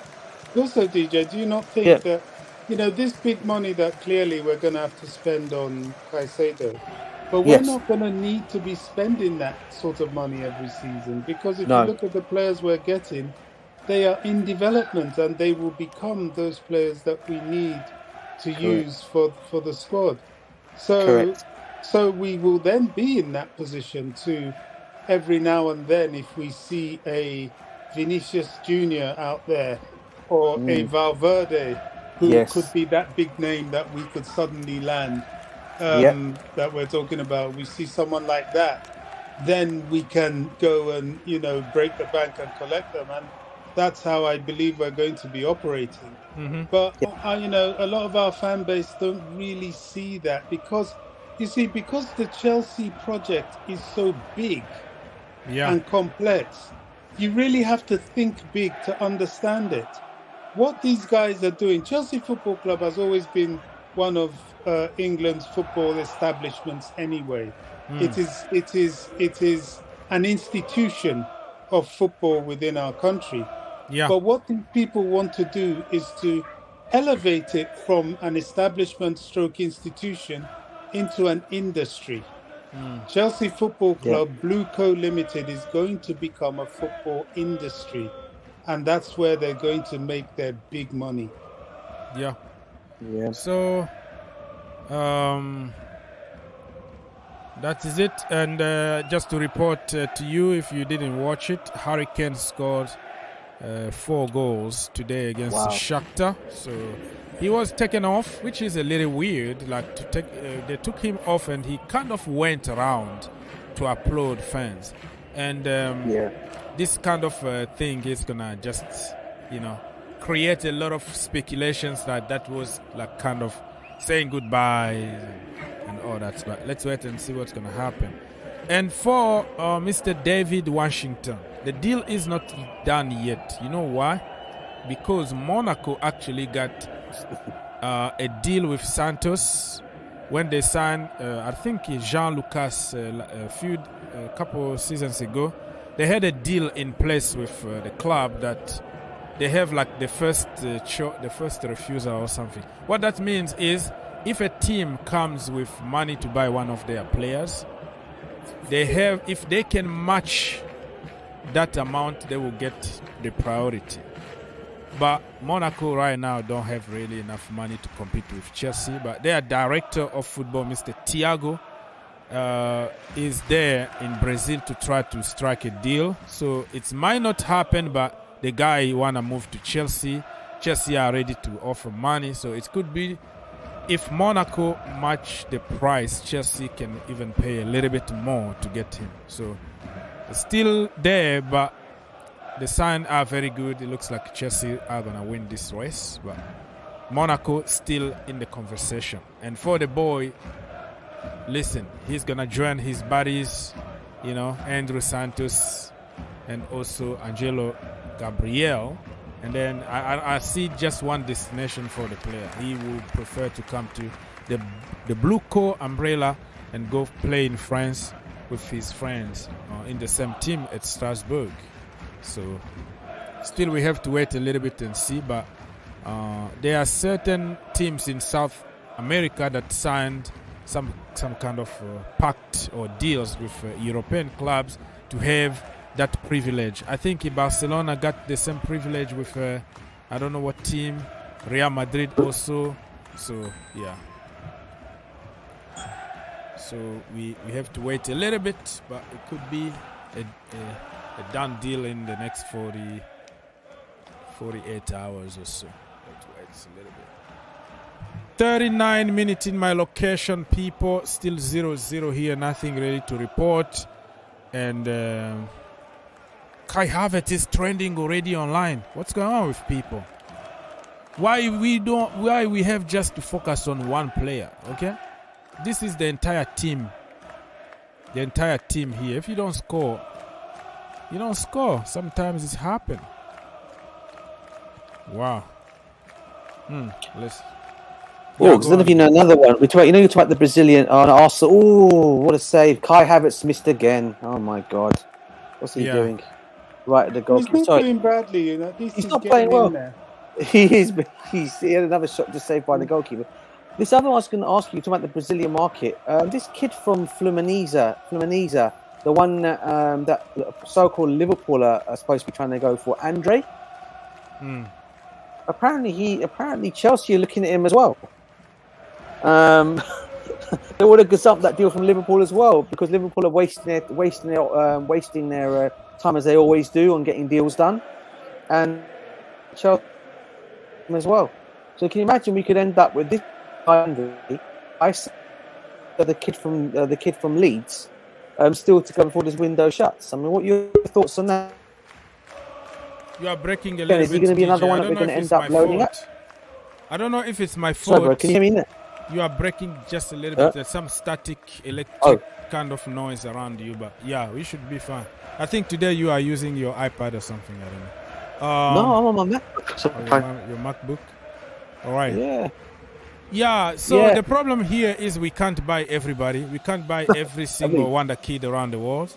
There will be deals that we are interested, and we're not gonna see the deal through because, you know, that's why we need to buy more clubs so we can ship them over there. Yeah, Andre, I heard about it, but now I think Chelsea needs to focus on what we need, like the U Caicedo or U Adams or something. You close the door for the first team, and the rest, let's see how it goes. But what I heard, correct me if I'm wrong, is that the budget that we are getting those youngsters are completely different than the budget that we're putting in the first team at Chelsea Football Club. So those youngsters are just a plan that's been there with a specific budget to find those youngsters around the world. So the money from there has nothing to do with the money that we're gonna spend in the first team. So completely separate operations, according to what I heard from like Ben Jacobs and Fabrizio Romano. All right, Rafael, you are back. Actually, I just wanted to report someone missing. If you could just report this. Okay. The guy missing is known by as Erling Haaland. Sorry, man. Okay. Sorry, I just had to. Yeah. I know you. I know what you mean. Your favorite player, Raphael. Your favorite player, really, Raphael, isn't it? Mm-hmm. Isn't it? Haaland's really Raphael's favorite player. Caicedo, two overrated, overhyped bums. I like this guy from Ajax, Justin Timberlake, I call him. He's a good player. Yeah, for Arsenal, right? Timber. Yeah. You know, the other day, I think, what's his name again? The journalist that is like a poet. He said that Arsenal bought Timber and Rice, but they've been cooked. Because timber, for people who don't know, that means wood, and rice just mean rice, food. So he put it together and he said, Arsenal bought timber and rice, but they've been cooked by Manchester United. So I thought it was, his name is Peter Dradi, right? Peter Dradi or something. Yeah, he always says certain things like very poetic. It comes out of the blue and he's going to say something like amazing, romantic, and stuff like that. Rafael, you wanted to say something, bro. You can jump. You can cut me off because I'm looking just for something to say. Right. Someone was missing, so I just wanted to report. Yeah. It's not that funny, I know, but I just had to. I'm sorry. Thomas Partey just got booked because he kicked the ball out of frustration, and Mr. Mikel Arteta, everybody knows that he got booked also for being a naughty guy on the sideline. So this is pretty much, and Kai Havertz missed few chances, not like clear like everybody. Kai Havertz is a unique case. I just want to talk about him one sec. What do you mean? I'm saying the talent is, in my opinion, the talent is clearly there, but it's just, I don't think it will ever translate onto the pitch. He's like Joaquin Correa, Okay. Talented, but just doesn't translate to the pitch. Yeah, okay.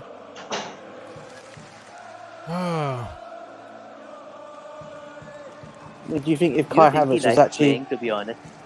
Kai Havertz, look at the body language. It looks like he doesn't want to be there. That is his. That's the way he is. Even his kind of body language, like Ozil, like they look like they are lazy. They look like they don't want to be there. But that is them. Like that is their personality. Doesn't mean he doesn't want to be there. He's been very active on social media lately. I can't wait to wear this shirt. I can't wait to, to see my, the fans and all that. I think it's the body language. Sometimes we exaggerate a little bit. That is you. You don't want to act, One sec. I think Ozil was much more intense than Kai Havertz, right? Really? Much more. Well, in terms of quality, in terms of delivering, but I'm talking about the body language purely here. I'm not talking about their skills or what they achieved. Ozil won the World Cup for Germany, so there is not even comparison there. I think Ozil also, they didn't win the Champions League with Real Madrid. I don't know. Probably not. I might be wrong here. But he won a lot of trophies with Real Madrid. Won few FA Cups with Arsenal. Won the World Cup for Germany. So his career was really, really good. I'm not trying to compare him with Kai Havertz, but I'm comparing their body language. Like, they look like they are not interested, but bam, 1 minute and they're gonna score a goal. And they smile a little bit and then they close their faces. They don't smile anymore. It's a little bit cold kind of personality, but I get your point, but at Chelsea he didn't look happy. Come on. What? He looked like look at the final of the Champions League if he's not happy. The guy was making jokes, was showing people fingers, using some colorful languages. Not that. And all that, like this last season. Yeah, last season everybody was dead, bro. Come on. Everybody. You see the energy wasn't there. You see it was just dead for everybody, bro. It was dead. Give Kai Havertz time. Okay? Give him time. Mason Mount, give him time. Declan Rice, give him time. I don't have a problem with Rice. Rice is talented.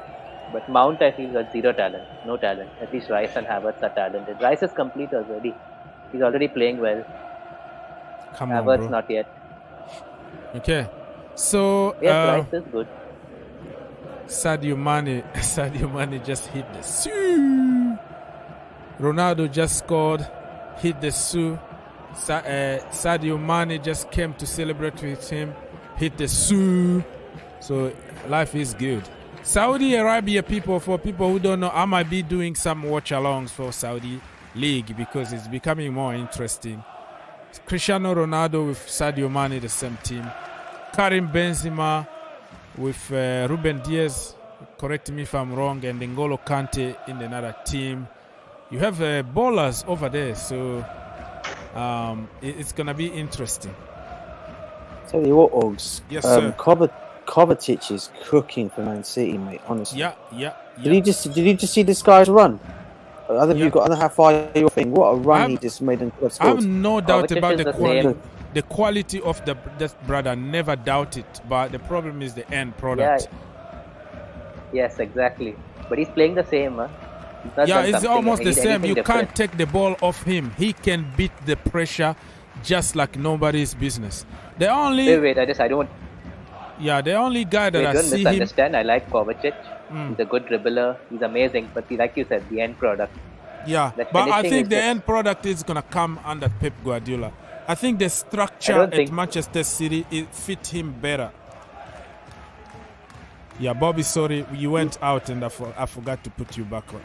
But you are back on. Anytime you want to jump and say something, it's up to you. So 45 minutes plus 3 people. Let's go. Wait 1 second. I want to talk about Kovacic. He's not done anything different. He's doing the same thing. Yes, he's dribbling and all, but that's it. What he did at Chelsea, he's doing the same thing here. Nothing different. Yes, he's just going to add end product because Pep Guardiola is going to structure. He's going to structure and going to coach him differently. So, oh my goodness. Cross. Shoo. No, I think Cover will score. I think Cover will score goals for man. I think he'll score more goals for City. I think the way Pep gets him playing the way we know Cover can play. I think he's got to play. I mean, listen, I get what you're saying. He's just doing the same what he's doing at Chelsea, but I just think under Pep, I think he's just gonna make him into. He'll make him a different player. I think he'll start scoring more. You'll see more him coming forward. He won't be passing backwards like he was doing at Chelsea. He'll just go forward. I think he'll just cause problems for other teams when they're playing against him. And I just think I rate him. I mean, I think he was one of the players I never wanted to see leave Chelsea, but unfortunately it happened that way. And obviously we sold him to Man City. But yeah, I just think under Pep he's going to be a better player under Pep. I don't necessarily agree. I think he'll have more chances, definitely, but I don't think he's going to score. His finishing is really bad from everywhere, not just like long range or short range. He's bad everywhere. Sorry, brother. Let me report something. It's half time here and it's still 0-0. All I can report is Thomas Partey got a yellow card. Arteta got a yellow card, and Kai Havertz got a yellow card and missed 2 great opportunities to score. But don't blame my boy. He might score in the second half, and nobody is going to mention the 2 chances that he missed in the first half. All right? So give him a chance. Leave him alone. Leave Kai Havertz alone, you people. Mr. Victor, you are in the building. Hello, everybody. Big up. How are you doing? Big up, Victor. Good. Big up. I chipped in because folks are discussing Kovacic. Kovacic is not going to all of a sudden become a different player. No matter what is Pep Guardiola does to him, he is not that good. Now, the players around him might be amazing, if especially De Bruyne is able to come back. And when you score, the whole team looks good. So if they're able to put in 2 or 3 goals because you have that combination between De Bruyne and Haaland, will give you more goals. You're getting goals from Pedri and the rest from the back. And, the entire team is bad. They haven't lost that many. People are saying they've lost a lot. They haven't lost that many players, that many key starting players. But to talk about Kovacic has not changed. Right now, right before the end of the first half, he did one of those dribble. He goes on and on and on up front to the 18-yard box, and then he will just lose it all because he doesn't have any real end product to his game. That is the problem, and that you cannot change after the age of 30, which is where he is now, right? So there might be a few things here and there. His game might improve a little bit because of the people that are surrounding him, but he has a natural propensity to just run helter-skelter, pass backwards. I was particularly watching this, and I have been particularly watching these ex-Chelsea players to see if it was our problem that they were not able to be optimum and also perform very well, and that they would do better in another team. The same is a story. You put Kai Havertz in number 9, and he squandered chances like he's done today. So unless they do something else with the actual position that these players play, these new coaches that these players have, I don't see anything changing really. Okay. I respect that. But remember, the season hasn't started yet. This is a friendly game. I know he missed 2 chances, but I still believe that Kai Havertz is going to prove you guys wrong. As number 9 in the Premier League, it's tough. They will, he doesn't have anything else to his game, but the fact that, he's a flair player. He's in his time, he's not as strong as a number 9, like hold on to the ball. It's easily for him to push him around. So you need more, in the Premier League, which is very, very physical in many ways. Rafael said that his body language looks like he doesn't want to be there. We said the same thing at Chelsea Football Club. Do you think the body language is the problem, or is just getting tougher for him? With Kai? Body language, yeah. No, it's just tougher. This league is tough. Look at the back line of Manchester City right now. Saka is suffering up top on the right because we have giants in the back. They are all strong. Nobody's going to let you push over them. You need equally well-built, very strong players, not necessarily only strength, but also great IQ. I mean, Manchester City went a season or 2, maybe even 3 without necessarily a striker. But then you distribute the ball amongst yourselves up front, and you have great football IQ players, which in Gundogan, Silva, and the rest, who will really give you a sense of many chances to score. But to have Kai Havertz as your number 9 in Premier League, you are not calling for it. He might score you like the commentator said, he at Chelsea he scores once every 4.5 to 5 games. That is not a striker. You don't play him as a striker in your team. I thought Arteta was going to use him differently, but he's definitely playing him in that. He tried. He doesn't know what the position to put him, because he started him like as a number 6 and then moved him a little bit as a number 8, and now he's playing as a striker. So they're still waiting to see what position he's gonna be playing better. I wanted to say hi to Mr. Donut episode, my brother. Long time no see, bro.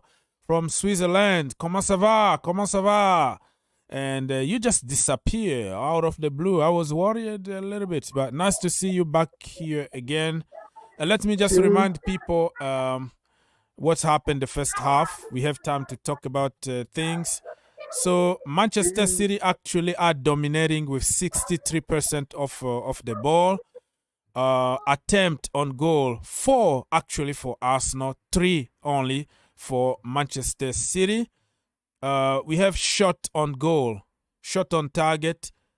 Arsenal actually got 2 shots on target, both of them by Kai Havertz, and he decided not to score.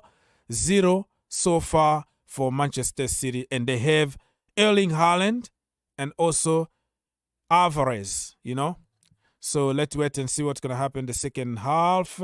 All the statistics here doesn't matter really for me. So if you want to... You want me to say something a bit controversial? Yes, sir. Let's go. We love controversy people will find here. it controversial.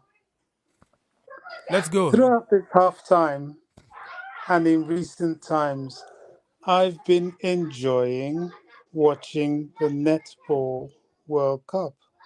Not many people know about it. Say, Bobby, why do you enjoy watching this? I enjoy watching beautiful, sexy-looking females doing a feminine sport. Your wife is watching this. an Your wife excellent- is watching. Be careful, you're going to be in trouble. I am sick and tired Bobby, man, big up to him for of saying that. watching She's all watching. these She's women watching this. trying Oh to my be goodness. like men. But you can't. You agree? You have to agree. This is why I struggle watching. I'm watching women being like men. The thing just puts me off. But you watch these netball games, they're very feminine, very good at the game. And do you know what? Making money, the game is getting more and more popular, and I'm enjoying it. I enjoy watching it far more than watching, dare I say it, the Women's World Cup. You see all these broads running around trying to be like blokes. I just don't. I'm so old school, really. I don't. It doesn't do it for me at all. It really doesn't. But this game. All I can say about the women is like we try just to respect people's life and choices. So I'm not gonna try to get cancelled here by touching like sensitive topics, but I still remember, I still respect them, because we all in our families, in extended family. You have but Oz, you have to. Bobby's true. Oz, What Bobby said is true. What Bobby is saying is what is your opinion on the Women's World Cup? That's what he's saying. Okay, yeah. That's what I'm saying. You gotta draw a line. Yeah, I mean, there are men playing netball too, but will you watch them? No, you're not gonna watch them. But the women play, and they play so much better. It looks so much more attractive, and it's just my opinion. If you want to go out and do whatever, do it. That's, we're living in a free world. But that's just how I look at it. Can I chime into what you're saying, please, sir? Can I chime in? Do men play netball? Yeah, I know. Yeah, they do. Oh, they my do. goodness. I did not know that. Oh, there you go. There you go. You see, you didn't even know that. Okay, Aziz, you wanted to say something? I want to say something. I don't know. It might be. I don't know. Don't get me cancelled. No. It's been in my mind for so long. I'm not even talking about. I'm not. They're talking about this equal pay. Do they know that the U.S. female national team is any more than the male national team? Yes, but the women national team get money monthly. Either they play or they don't play. But listen, the problem here is the men got more money in the club level. And if you go to the national team, like in the US... How many people are watching the females club level? Let me finish first. So what I'm Okay. saying here is, in the national team, most of the players, they take the money and they send to charities. They help to develop like grassroots or root or whatever it's called, football. They don't really take that money with them. Some countries, yes, they do. But most of like the American players here, they don't really get anything beside like the airplane ticket and hotel and a little bit of gifts here and there. All the money is sent to charities and lower level football to grow.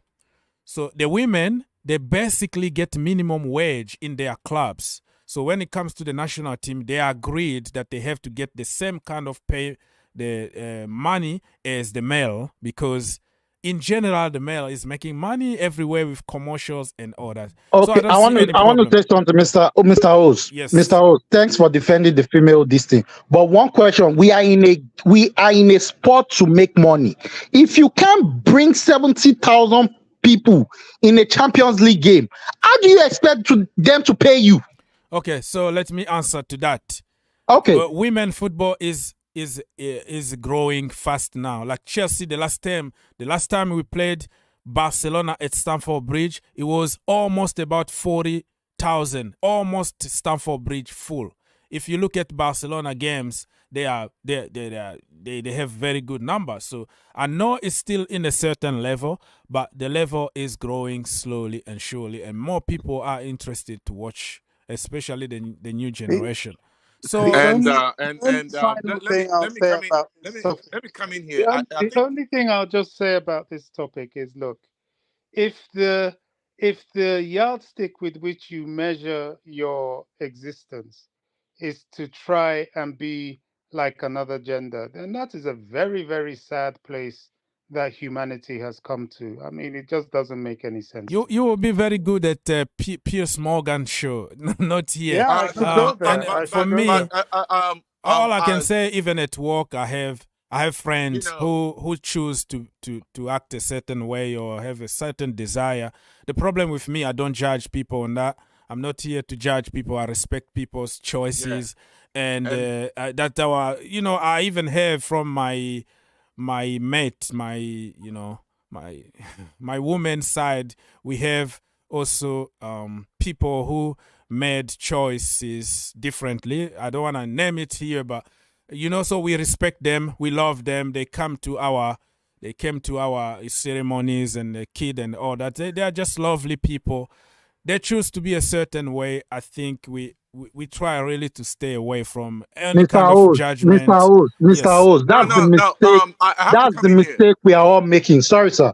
That's the mistake we are all making. I'm not saying everybody cannot be their own gender. They can. If you want to be female, fine. If you want to be male, fine.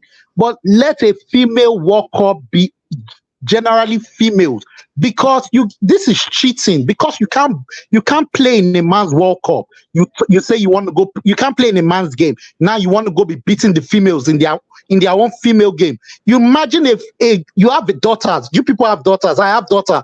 I've trained my daughter to be the best ever she can be. Now you're not coming a lazy person because he couldn't perform in a male sport. He's coming to defeat my daughter in a sport I've trained her to be called a female sport.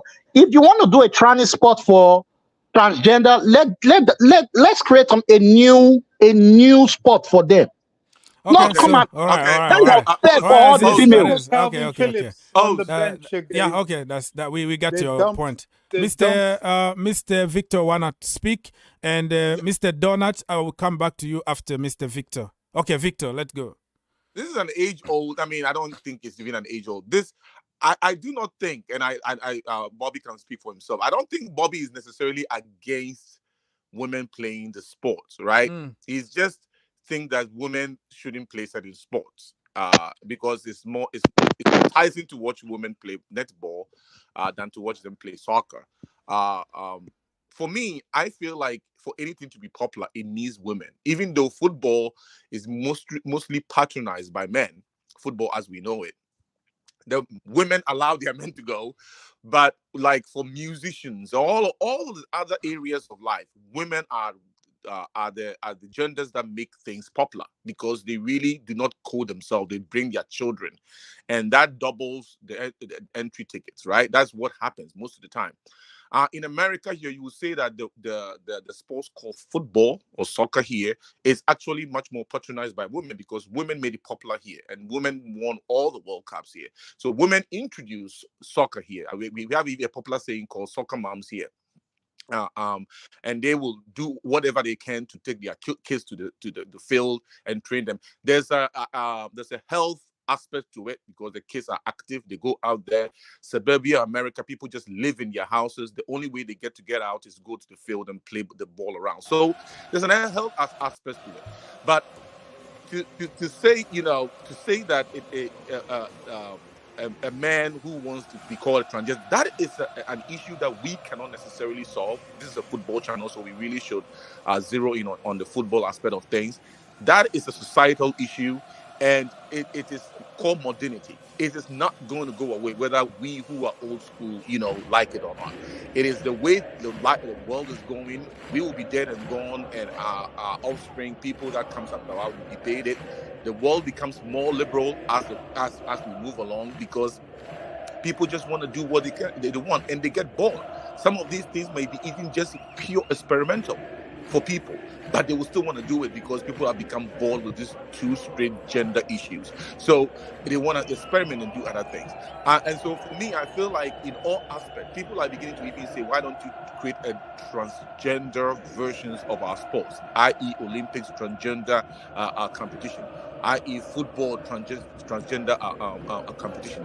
And I think that with time, if that particular subculture multiplies, it will happen because there will be enough of them for them to make enough, for them to go out there and clamor for representation. And there is nothing that anybody unless can do. Jesus Christ comes before then we're talking something different. Okay. We're gonna come back to that because even Jesus Christ, if a God, he doesn't really judge people. Exactly. At some point, who are we? Who are we really to judge people? Exactly. I think we shouldn't really force people because God is God. He's a God of peace and love. So I think in our level we should probably love them more than try to to point fingers because you don't know what happened. You are not in the skin of that person. That's all I can say for now. We're going to come back to you. I love netball. Look at these lovely babies. All right. Okay, Mr. Donut. Sorry.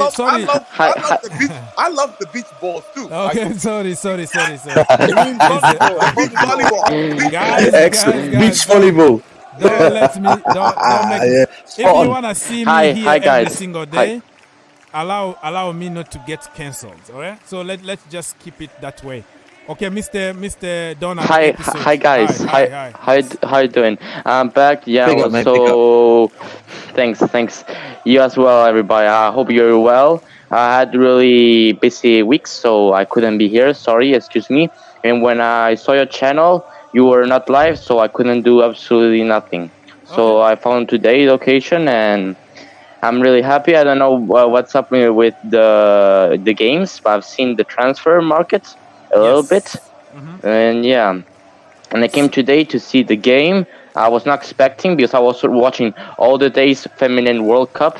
So watching more of that without not realizing. And I wanted to say that as well over the subject about the gays and LGBTI plus competition. I don't know, man. I think that there might be some people that wish to go to the feminine league and to the masculine league. Let's just give possibilities to the people. Like, say, why not to give a possibility to LGBT plus to tell them, would you want to go to this league or you want to stay in the feminine if you want to be a woman or a masculine league? Like, everybody could still be get the physique. Like, I can see girls today with a humongous physique, and in many years you can't find a difference. So I think it would be interesting at one point to join both genders. I don't know, like a competition with the best. Like imagine a Barcelona feminine against a Chelsea football club or Bayern, big clubs, to face them, to give the possibility to feminine to give the possibility to grow up.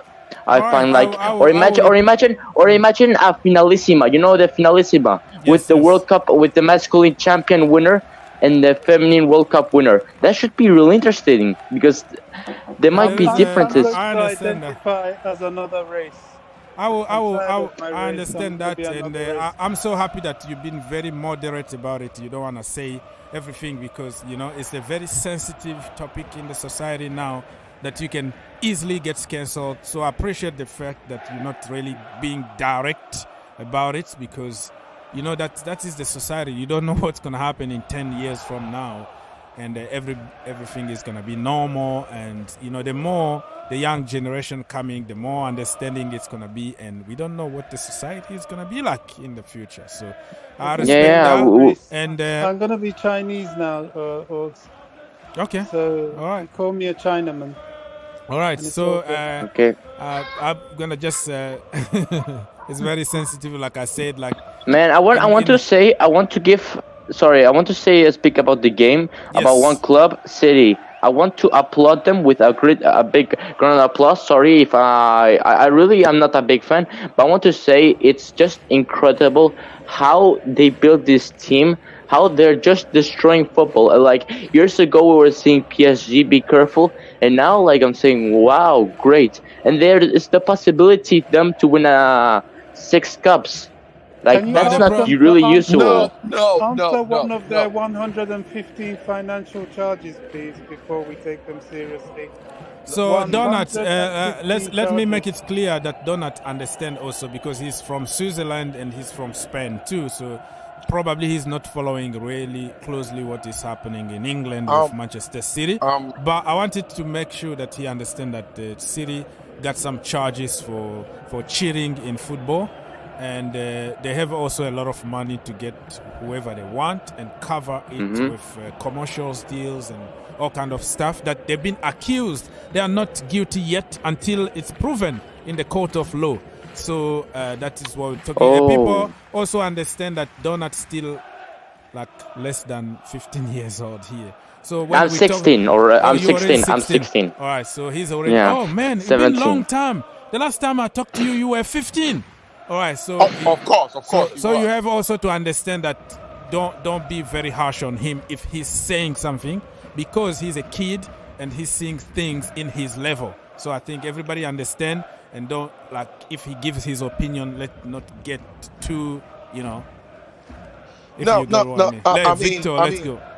I mean, yeah. But my point was to do with City, though. I mean, the whole world revolves around that club right now because we know that it's the best club, arguably the best club in the world. And for this season, everybody is anticipating them, penciling them in as the winner of the league, possibly even the Champions League once more. I don't see it though. I feel like when you become a target, and not to mention the fact that the team was the same the 3 or 4 years prior when they got up to the final and semi-final, to quarterfinals, and they were not winning. If you become a target, every team wants to chop you down, And of course, they have become a target for years, but actually winning the Champions League and becoming the world's best football club, they have all these other games to play to see if they will actually win the club's championship, the World Club Championships. But there's no doubt that, they will go ahead and probably win all of that too. You become a target, and even teams like Nottingham or Luton will come in and want to chop you down. So this year, in terms of football, I'm really keen to see what the exchanges will be when they meet these lesser clubs this year in the Premier League, because they will be a target team. And even in this game right now, Arsenal is holding their, because they know. So Victor, do you see? I have a question because I was looking at many YouTubers. Do you see Liverpool back at the battle? Yes or no? Yeah, I think Liverpool will be in the game. Their coach is still there. These are the factors that what I see. Their coaches remains the same. They didn't change coaches, so there's continuity. They have enlarged their stadium a little bit. The fan base will be upped a little bit. They've added some good purchases, from Brighton. What is the guy's name again? Um, Alistair. Mitoma. is that McClellan? Yeah, he's a very good midfielder, and I like him a lot. I wish Chelsea had actually targeted that player. He's very fast. Normal.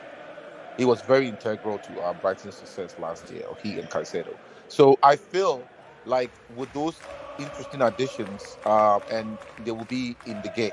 I have I have put them in top four definitely. Um, for us, it is going to be a, a, a humongous task for us to make a top four because we have Green. If not Green, we have inexperience in our field. But I feel like I will place Liverpool higher than us in the league this Okay. year as we move forward. Okay. Nice. And do you see who winning the Champions League this season? Because I feel like I don't want to be optimistic. I want to say that there's many clubs that are growing, and I see many, like Arsenal, they're growing. I'm so surprised by the growing level, and many clubs are going down as well. Like I feel like City have just found the key of winning Champions League, and I feel the team has now the experience plus they have still the age to win another one, and I just think that they might win a double Champions League. I know it's possible. I admit. I want to admit that Arsenal might this year do a really interesting run and open many mouths, and there might be another dark horse like many competitions ago. Ajax, we remember so much players, they took all the players, like we used to say. But I just don't know. I have a feeling that City found the key of dominating football. I just don't know. I just feel I feel that. I will let And others PSG, I will let others speak to that, and I don't mean to cut you, but I really, really think. I mean, that is when Pep won the trail, the treble. What I was thinking: is he gonna stay or is he gonna go? If he's staying, then of course the aim is to be like Alex, Barcelona. say Alex in the Premier League, and also be like Madrid in the Champions League, where he will win multiple trophies, so that he will be, he wants to be the best of the best because he knows that now people hold man, Pep. sorry, can I speak out Spain situation? Pep is never gonna go to Real Madrid in occasion by politics, right and left, and he's never gonna damage his own heart because he's No, right. no. Barcelona, I didn't say he Catalonia was. No, I is didn't his. say he was. I didn't say he personally is going there. I'm talking about Yeah. the Okay. multiple wins that Madrid has achieved, like Okay. back to Yeah. back. I see. And I'm also I talking see. about the fact that say Alex. So I was comparing a personality and also a full club. My comparison was a little confused there. But what I meant to say is that in the Premier League, we still hold Sir Alex in the highest, as because he won multiple of these things and also won the Champions League. But he won't. I'm Yeah. sure that if he's able to win the trio or the treble twice, I think he will be in the conversation as even being better than Alex, say Alex, because he would have won so many. Was the Premier League already, and also have won two of the Champions League. So I think I he's want to trying add to go. something to this. Yeah, I Just think he's go trying to down. go after Mm-hmm. those records because Yeah. he has nothing else to because achieve. He's won everything. Yeah. I because Maybe, admit the it's same thing. sorry, Donut. I think Bobby wanted to add something, so we have to go around. We're gonna come back to you, Bobby. yeah, Let's go. yeah, it's a very interesting question, and it's a very valid question. However, football is a very unique sport. And I'm not saying Pep Guardiola hasn't made Manchester City equipped to repeat this fate. But the Champions League is an interesting competition because it's sometimes not often won by the best team. And when you've been the team, one thing about the Champions League and the Premier League, those are competitions where oppositions study each other. And the thing about Man City is that they are enjoying the genius of Pep Guardiola, who has put together all these excellent players. And by the way, Calvin Phillips is still on the bench. I had to get that one in there. But he's put together all these Yeah. excellent players, and these excellent players are performing well at the moment. But I've seen enough of football to know that it only takes that one team to figure you out, and then everybody figures you out. I remember when Greece won the European Championships, their manager managed to get a formula that figured out all the big European national teams, and it took everybody by surprise, and they went and won it.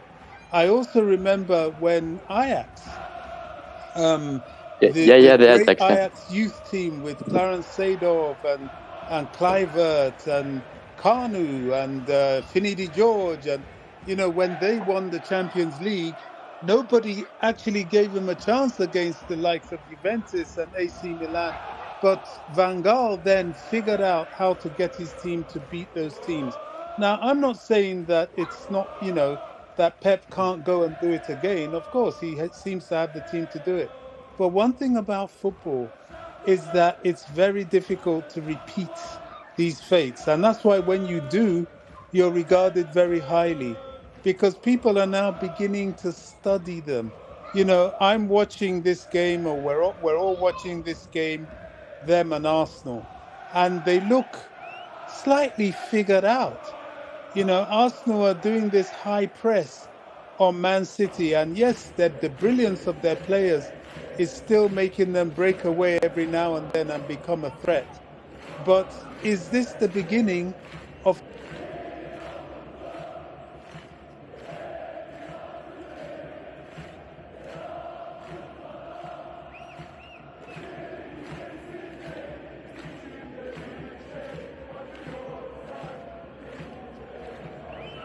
even look at the World Club Cup? Sorry, guys, I had a little bit of that's no problem longer with a given for my... European sides, because the way these Saudi clubs are going, and they really want that trophy. So don't be surprised if one of them go and win that trophy, and good luck to them. And then it takes only one game or two. Yeah. So True. So let me just report something very quickly before we continue. We're still here for more than 30 minutes. Don't worry about it. So 63rd minute in my location, still 0-0 so far. For Chelsea fans, Chelsea actually are in talks with Bashir Humphreys for a new contract. I don't know if we're going to loan him out or not, but probably we're going to have to keep some of them around He the first team. He really keep him deserves around the first team, also academy, so he can switch, because we are injury FC. Another injury in the defense, and we start struggling. So Gilchrist and him also, they deserve new contract. And Absolutely. And then let's see. But one of them, between him, I think Bashir need to stay around, in my humble opinion. So Chelsea are talking for a long time. I want to say we don't know yet. Let's just give him hope and see what he does. Yeah. Because remember we said, okay, Havertz is gonna be, and then we were shocked. Let's see. Let's just see that. So Kai Havertz really is somebody that is trending on social media now. And another news, if you never know about Saudi Arabia are offering crazy, ridiculous amount of money for Victor Osimhen, about 1 million a week. Without, Damn. So no, but Napoli rejected actually 150 million offer from one of the. Man, sorry, I want to say something. I think he's like Mbappe.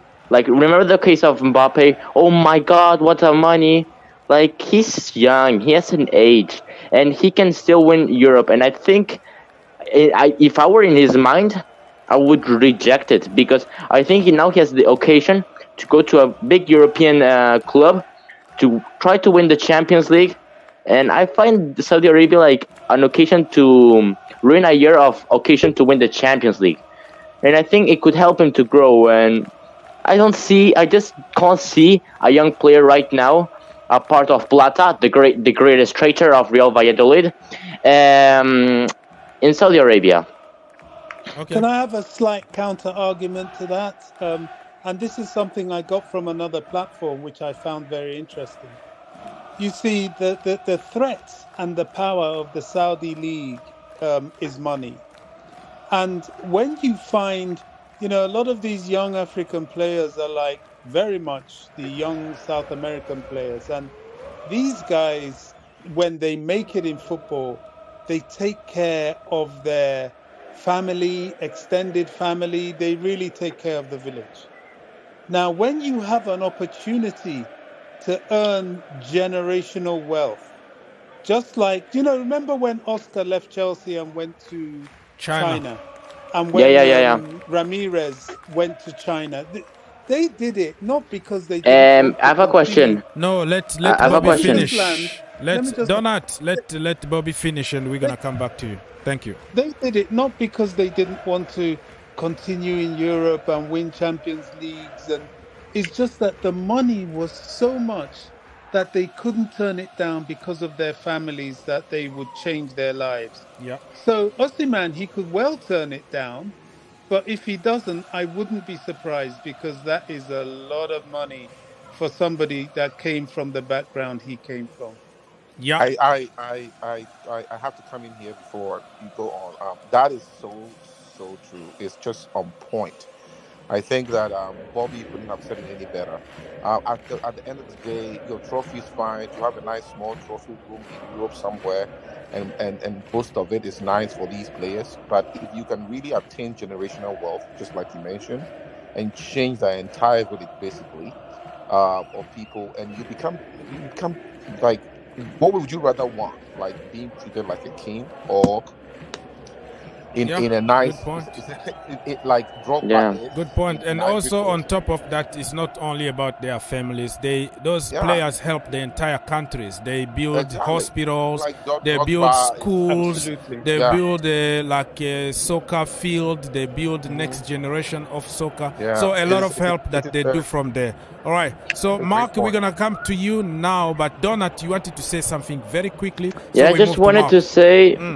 Yeah, I just wanted to say, that's true. I admit it's not easy life in Africa and South America. They have to make their families, have to grow. I admit, but I find that right now, if he stays 1 year or he continues, maybe PSG in one day maybe offer a millionaire contract, and it could be equal. It's not gonna be equal, but can maybe assume a good salary to build his country, plus an occasion to win a Champions League, because he maybe that could happen and change the occasion. Because, think what happened with Paulinho.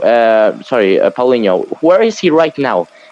He might won the money. He might grown everything. I admit, but now he's doing absolutely nothing and regretting his career because he didn't win trophies.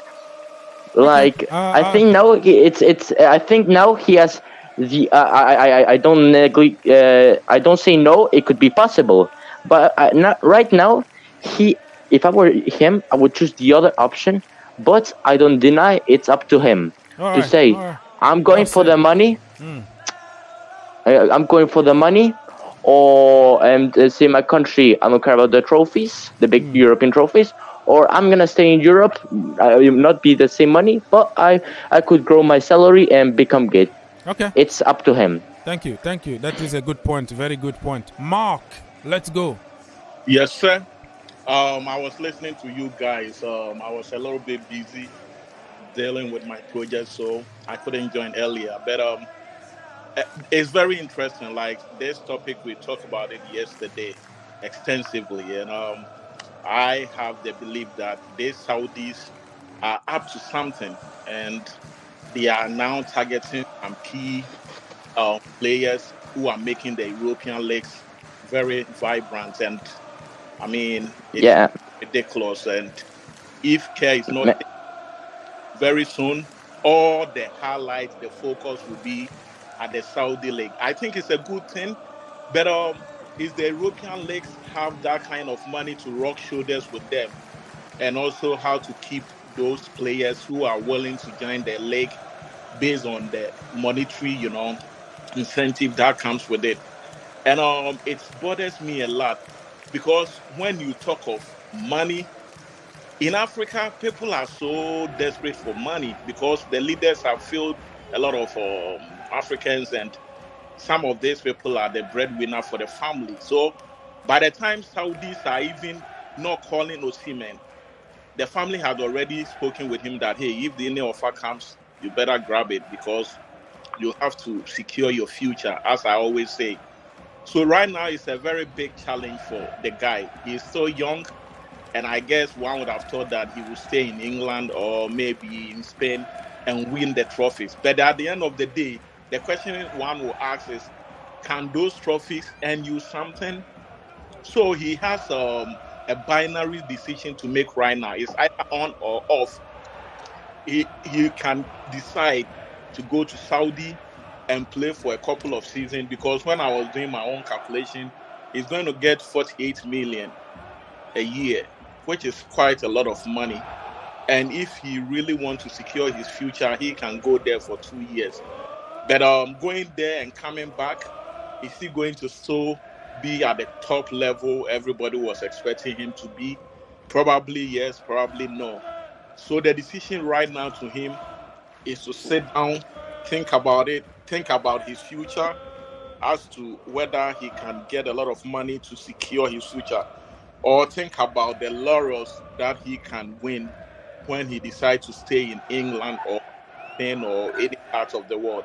I I think don't believe. if he stays in Europe, is his future, his personal and his immediate family futures is fine. I'm totally. I think it's fine. There will be enough money earned. In any place he plays in Europe, the next 10 years of his life to earn enough to secure his family, his immediate The family, problem wife, kids, here, all that. the problem we But have. the larger point made was the Saudi league in general. I think there is something to be said about history. I mean, of the game. I think England, besides the fact that the language is much more universal in the sense that a lot of countries spoke English. And you remember in the 90s, it was the Italian league that was blossoming, and they didn't take care of their stadiums. They had a history of football, but they didn't take care of their stadiums. Yeah. Corruption. There was a lot going on that, and then England took over. The English league took over and decided that they will invest in their stadiums. No, it's not all great. I mean, I think that in terms of investment, the Germans have done a better job. But England, I mean, Sorry. right now they have invested in their stadiums, and they have been able to send this game all over the world again into these places that they colonize, and all the English speaking world, which is massive, easily 1/3 of the world. And so everybody in the world now knows this game because of that. There's history there. When they talk about these teams, they date them back to 1900 something. There is something to be said about that. And I know that with time, can I finish here? Can I finish here real quick? I know that Yeah, you with can time, finish. yeah, I know that with time, even the Saudi Arabians will have something like that to say, in 100 years when we are not here.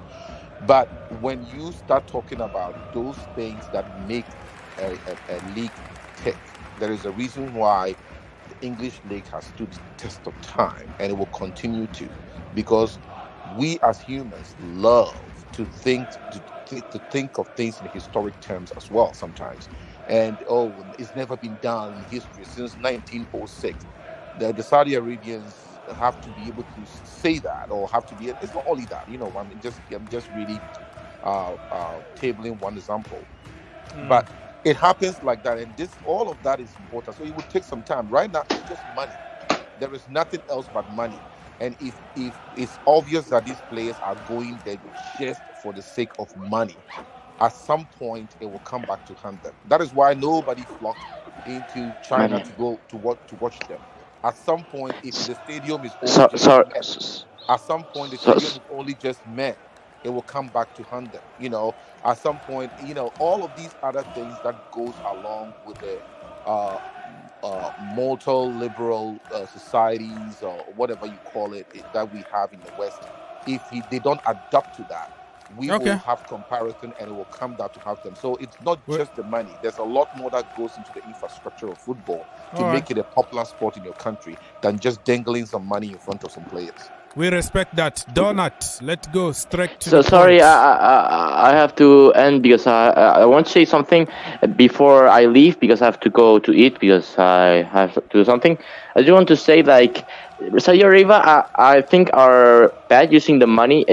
For the moment it's good, but for many years, like the thing about China did the same thing. They bought players, but then during the time passed, they lost the players and they didn't construct an infrastructure and a base to build, and that made it difficult to grow. Like you can see, they might want to do the World Cup and something in the next year, in 8 years, but I think that it's really really quick trying to build, and I think it's not the best way.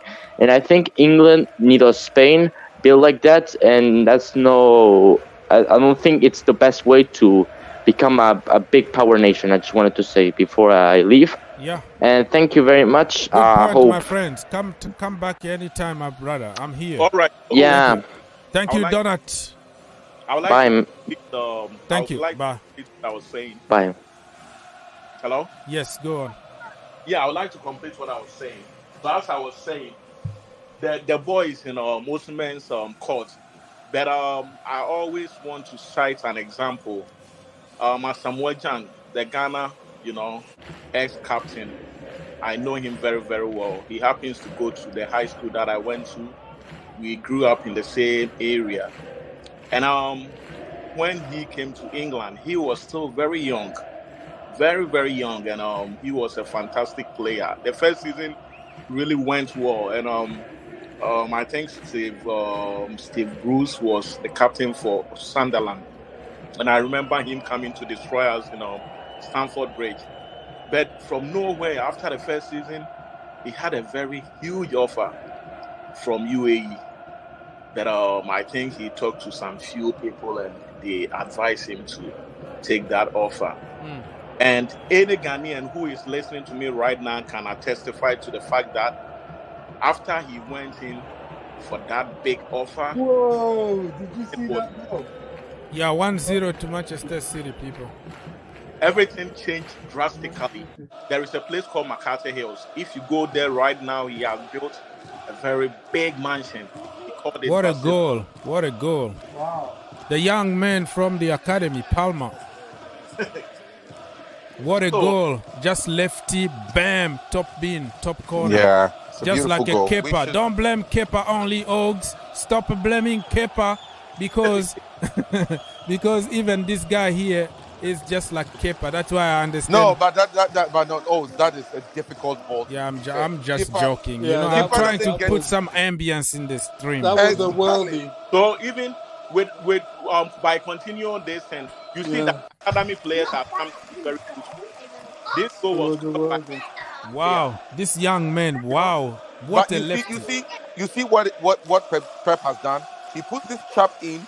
He gets an opportunity like this. He scores a beautiful goal like this. That buys him weeks and months of a tryout. Let me say something quickly before I forget. Congratulating him on the sideline. Let me say something very quickly. The size, if it was somebody like a tank, like let's say Edouard Mendy or the guy that we just got, Sanchez, he could have touched it with fingertips and it was going to be like, wow, what a save. But I understand. This is a worry. You can't take this moment away from the young man. Congratulations. Very good goal. Very, very good goal. Yeah. I'm just making some, I want to talk. I want to create something, some controversy. Yeah. It really was a good goal. I have to say that Arsenal were doing well up until that point, but this is what Man City does. They can suddenly do something and take. And you they out of took your Haaland stride. off. Haaland had a day off. He's still like on vacation. When he was coming off, he showed 3 fingers to say, "Oh, we want the treble." And then they put the young man, bam, So this is what we need at Chelsea Football Club. Sometimes you have to trust those youngsters. You are correct. You are correct, which means you don't have to spend any money. If that youngster come in and they do well, you bought yourself, you save yourself millions of pounds. And they all will, because all they get is an opportunity. And this is what makes Pep great. Now he's unearthing talent that obscure talent that nobody even knew existed. Victor, the difference is that Pep puts his youngsters on the bench and brings them on from time to time. We expect our youngsters to be playing 90 minutes every single game. They're not ready for that. We have to bring them on off the bench from time to time. But we're too impatient in the Chelsea fan base. We find a young player and we're like, oh, why isn't he playing? Why isn't he on the bench? Why isn't he here? Why isn't he? No, you have to be patient. This Palmer kid is something else. Wow. He's just taking on a player. He's taking on, like, he doesn't care. Like, you are Trossard. He's destroying Arsenal like babies. Wow. Honestly, if Palmer was in Chelsea, there is no way the fan base will talk good about him. Exactly. They would not allow him. They would not even give him a chance. And even when he comes in and maybe he makes a small error, probably they are going he's killed immediately. Everybody is going to say, oh, you see, this overrated English academy product, get them out just by small mistakes here and there. But we have the narrative. That's the only thing that can save our academy, because most of the good players come from the academy. They know the club very well. Declan Rice is out, people. And Eddie Nketiah is put on so he can try to bring a goal or something. That's good, because Arsenal fans are really disappointed with Declan Rice. And also Kai Havertz is going to be killed today, for sure. Yeah, he should have scored. But, the argument that Bobby was making, that they get, seldomly do they get the chance to prove their worth because they are young, so they have to sit on the bench and watch the senior players play. I didn't say that. If I can just clarify what I've said, I don't think anybody gives youngsters more of an opportunity than Chelsea does. But what we do is that we don't give them the opportunity to develop, where sometimes you can't play them week in, week out. You bring them on, then you keep them on the bench for a while. This is what Pep Guardiola does. He did it with Foden, and he's trying to do it with this guy. I mean, the guy has scored one goal, but there's still a long way to go. And that's the point I'm making. And what our fan base, if that was one of our academy players, if he doesn't play the next weekend, Chelsea fans would be up in arms. And that's wrong. That's not how to develop players. That's the point I'm making, isn't it? Yeah, it's just that it happens to be like the players that are supposed to be playing day in and day out are not doing well. When they are not doing well, then you get frustrated. You are like, okay, this player came on and did very well. Why is that player not playing again? And I think the chop and change thing that has happened at Chelsea, where we get all these different we get all these different almost 2-0. Yeah, go on. Coaches don't help, because they come in and they have to look at the squad and see who is their favorite or who will do well for them, because they are there for a very short time, or at least they feel like they have to perform in a very short period of time. So that's what the problem is. But I really, really, really wish that we had greater players, and then we can do what Pep does, not necessarily follow his lead, but also introduce these academy players in games and allow them to develop. Manchester City turned the heat. Sorry, I'm not being rude, but sometimes I will cut people immediately because something is happening. What I wanted to say is Manchester City just turned the heat up. Like in the last 5 minutes, just how they are not leading 3-0 is beyond me. Yeah, let's go, man. Let's go. I can assure you, if Pochettino manages to survive and stay in Chelsea for 7 years, like Pep Guardiola has been in Man City, he will turn over a lot of young players, because he's the young player whisperer, as it were. So I think you're right, Victor. What Chelsea have suffered from a little bit is lack of longevity of managers, and that's simply because the managers haven't been good enough.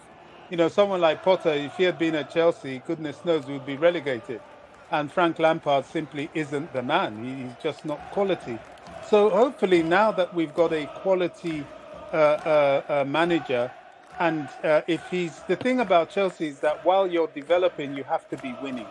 And if he can manage that, which is possible, then you'll see that there'll be many young players that will benefit from him being there.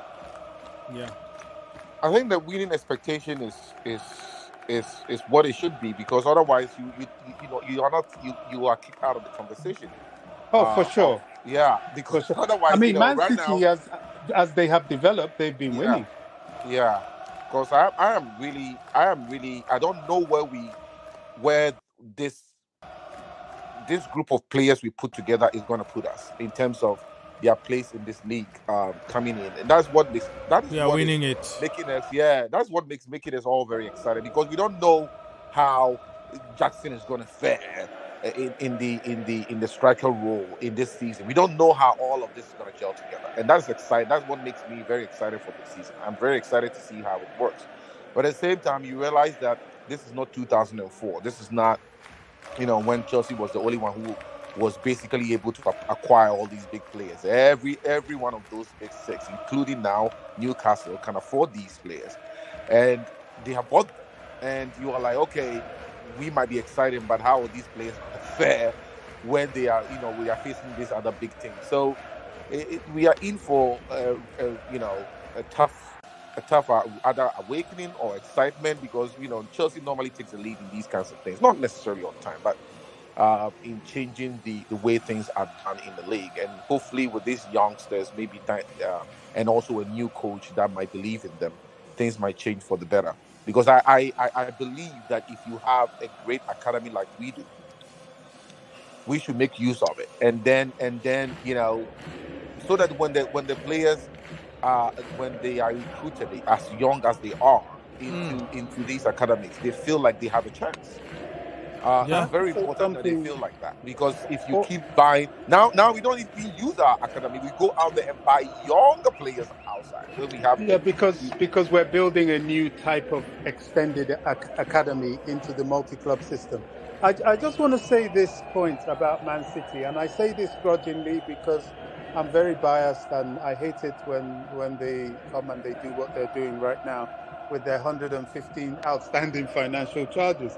But listen, what Man City are doing now is actually very commendable, because this Arsenal team is a very, very, very good team, but they're being schooled. And as Ork said, Man City have just stepped it up a notch, and Arsenal are struggling to live with them, for sure. It's going to be quite frightening. You can't really see beyond Man City for the Premier League again. But people have to figure out how to stop this team. You really do, because they're going to take some stopping again. Sorry, I just had it's really something that even when he put these youngsters in, they play the same way. It's they almost still like perform. yeah. What does he tell them? It's like he's crazy. It's like there's no weakness. Which is crazy. It is crazy. It's very difficult. We have to. I mean, teams. He is a manager who creates a sense of urgency when you are on his bench, and he will let you know that if you go out there and you don't perform, you're going to be back on the bench. You're not going to play. So most of these guys know about it, and when they are going in, they are always 100% sure that they have to perform, because you don't want to sit on the bench. It's like there is always a competition between players, and sometimes you can see a player like Foden, who is part of the English team, sitting on the bench. Meanwhile, he could have played in any place or any team in the Premier League. So I guess it all boils down to the kind of a coach you have at your possession, and I believe Poch is somebody who is like that. He gives young guys the opportunity. Nobody knew Dele Alli when he brought him, but just look at his career. He had a fantastic career the time Poch was around, and ever since he left, the guy has never been the same. So I guess Poch, this guy Pep Guardiola, is always into a competition. He likes to compete a lot, so I'm not surprised. And that is what probably happened with Sterling, right? He let Sterling sit down, even though Sterling was Exactly. actively playing for the national team, and then Sterling comes to our team and he's like a staple. He has to play. Like right now, from many people's opinions, he is almost like the missing link right now. I mean, we don't know how the others are going to gel, but even Modric and all of them are really performing, or they are trying to, based on their performance only in the 3 or 4 games that they played during the preseason. He has, progressively deteriorated as a if there's anything like as a player, but he is gonna come in and expect to play every single day.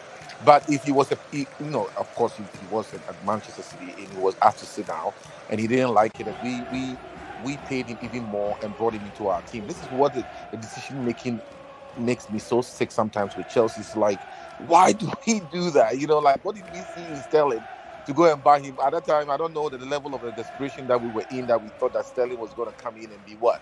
Haaland?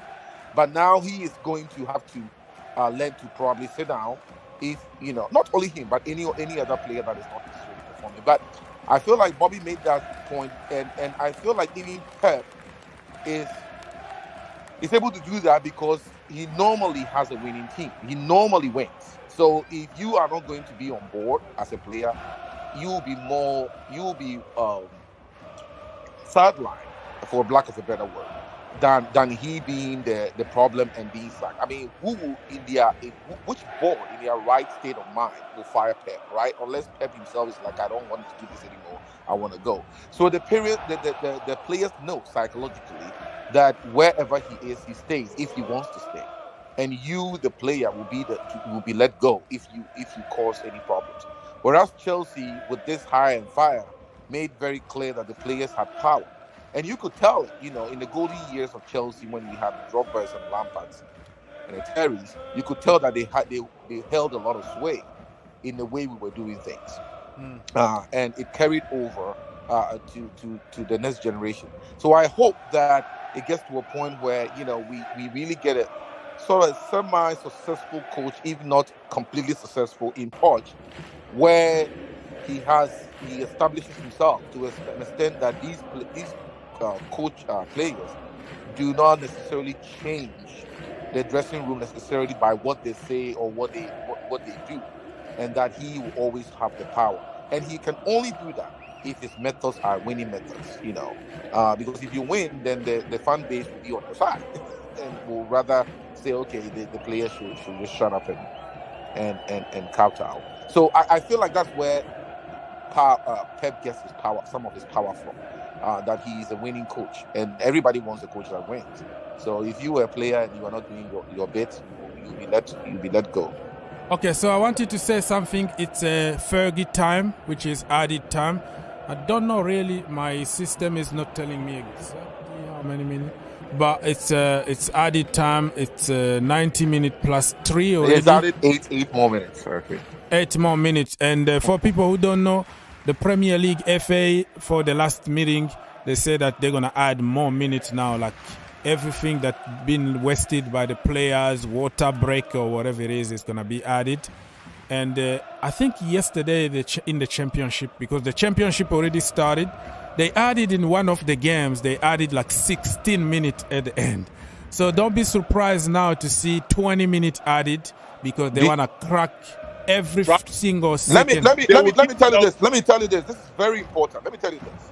Oz, and I don't know how truthful it is. This may be completely from the realm of conspiracy theory, right? You could just shut me down if you want. But this league being dominated slowly by these American owners, right? I wouldn't be shocked if one day this clock is stopped, like it stopped in American football. I wouldn't be shocked, because they think we lose a lot of time when we stop for other things, and it's just an estimation when they add the what is it called, the time they add on. But if it is actually stopped dead when the game stops, then you do get all your 90 minutes of play, and you don't necessarily even need to, and that will make sure our games go for 2 hours. But I won't be shocked if that is the case, because these leaders, these owners, they go out there, sit there, and sort of take part in the rule making, And I wouldn't be shocked if that so happens. you basically, can I add something? Basically, you're talking about it's commercial now, like it's because they want more minutes for the TV revenue, or No, because what the 8 minutes or whatever time you just talked about that the Premier League is deciding to do is arbitrary. I mean, we sit there and we watch the games and we're like, what? We wasted more than 5 minutes they have added on, or sometimes we are like, what? Where did you get the 9 minutes from? So it is all based on them maybe stopping the clock somewhere that it's not transparent, so we don't see it. And in sports, what makes the game interesting and fair is when everything is transparent. So it is something that's being done, and it's not necessarily for commercial purposes or for them to sell the more to have advertisement. No, when it stops, no advertisement necessarily happens. But right now, 4 minutes before the end of the game, there is a huge stoppage of the game because there's an injury. Who is really keeping tab of what is happening? You know what I mean? Nobody really. So it is really going to be the discretion of the umpire, or in this case, the referee, to say, okay, I'm adding 2 more minutes because there was an injury. But if it is obvious that when the injury does happen, the clock is actually stopped. Let me report something. There were clash of head between Walker and who again? Ketia or something. So they are getting some treatment. So expect more time. Yes. Let me say this. That added time will cause a lot of problems, and people have no idea what I'm talking about. Let me say that Manchester United have 49 points, 7 goals. Man City, the same thing. And one of them really have to win the league. And it got to a situation where maybe Manchester United is at a very tight place. They really need the win, but City had already finished playing. And the referee goes, boom, 10 minutes. And maybe they are playing with a mid-team in the Premier League. Let's say Everton. You get what is going to happen? Within that 10 minutes, it's going to favor Manchester United to win the league. Meanwhile, if everything had stopped and maybe City had won that game, they are going to win the league. So I believe there's a way to help some of these teams out there, because if maybe they are playing 90 minutes and the referee decides to put 20, because they've regulated everything and they now say that they can add those time, they are going to rob a lot of teams. So I believe it's something they are making the game look very uncomfortable now, because a lot of things are going to happen. Or even if the relegation teams are trying to survive and they know that if they get about 10 minutes, they can score a goal and stay in the league, they are going to do that. We don't know. Or let me say, it's going to avoid now many people wasting time, because you're going to pay it at the end. So it won't be all those little tricks that players are used to doing. So you might see extra minute for 3 minutes if you behave. It's going to discipline people to behave too. So I mean, the game is supposed to be played within 90 minutes, right? The extra times and all is to make up for the changes that we make and all the stoppages, right? So all the stoppages for other things. So if you wanna make it transparent and fair and more scientific, because what you are trying to do is that if it is 90 minutes, it's 90 minutes that is played, no more, no less. Now what we do now is very human based, which is prone to inconsistencies, because it's the discretion of the referee, which is also, one will argue, is also the appeal of the game, that we are prone to inconsistency as humans, and sometimes it gives you all these storylines in the end that if the referee had done this, and it's not all just too scientific way, it's all very predictable. But if we are meant to play 90 minutes, then whatever you can do to play 90 minutes is what you do. It's like tennis. If the ball has to stay within the lines, then whatever technology that is available for you to adopt so that you can see if the ball stayed within the line, even if it's approximation, you do, so that it feels like it's fair and nobody's yelling at the umpire, nobody's laying at anybody and saying that you didn't do it well. And the game is beginning to be football was already very global, but it's beginning to be like a lot of money, a lot is at stake, and you have to make sure that you get it right. And to get it right, it will trickle down even to the time that the players spend. And if it's 90 minutes and in 90 minutes, 16 of them was wasted because there was an injury, then you get it at the end of the game and add it onto it. But when you are done, you know that you played 90 minutes, and the rest of it was just standing there and waiting for somebody to be taken care of because that person was injured, or there was a change, or there were multiple changes, and that is what you have to come away with. The pitches are getting to be immaculate. The stadiums are getting to be excellent. You can put multiple cameras and get multiple angles and be able to detect the minutest of offside infraction. I think the actual time spent on the field playing will all be scientific too, and we are not very far from it. Yeah, I understand that. Oh, Andrew, I wanted to put you through, but you just left. Probably you were so impatient because Dr. Victor was talking. I don't want to cut people off. Yeah, anytime you want to come back, my brother, you can come back. I'm still here for a few more minutes. Arsenal, I predicted Arsenal to win today. Oh my God! Arsenal has scored in the 100th minute. 1-1. The 100th minute.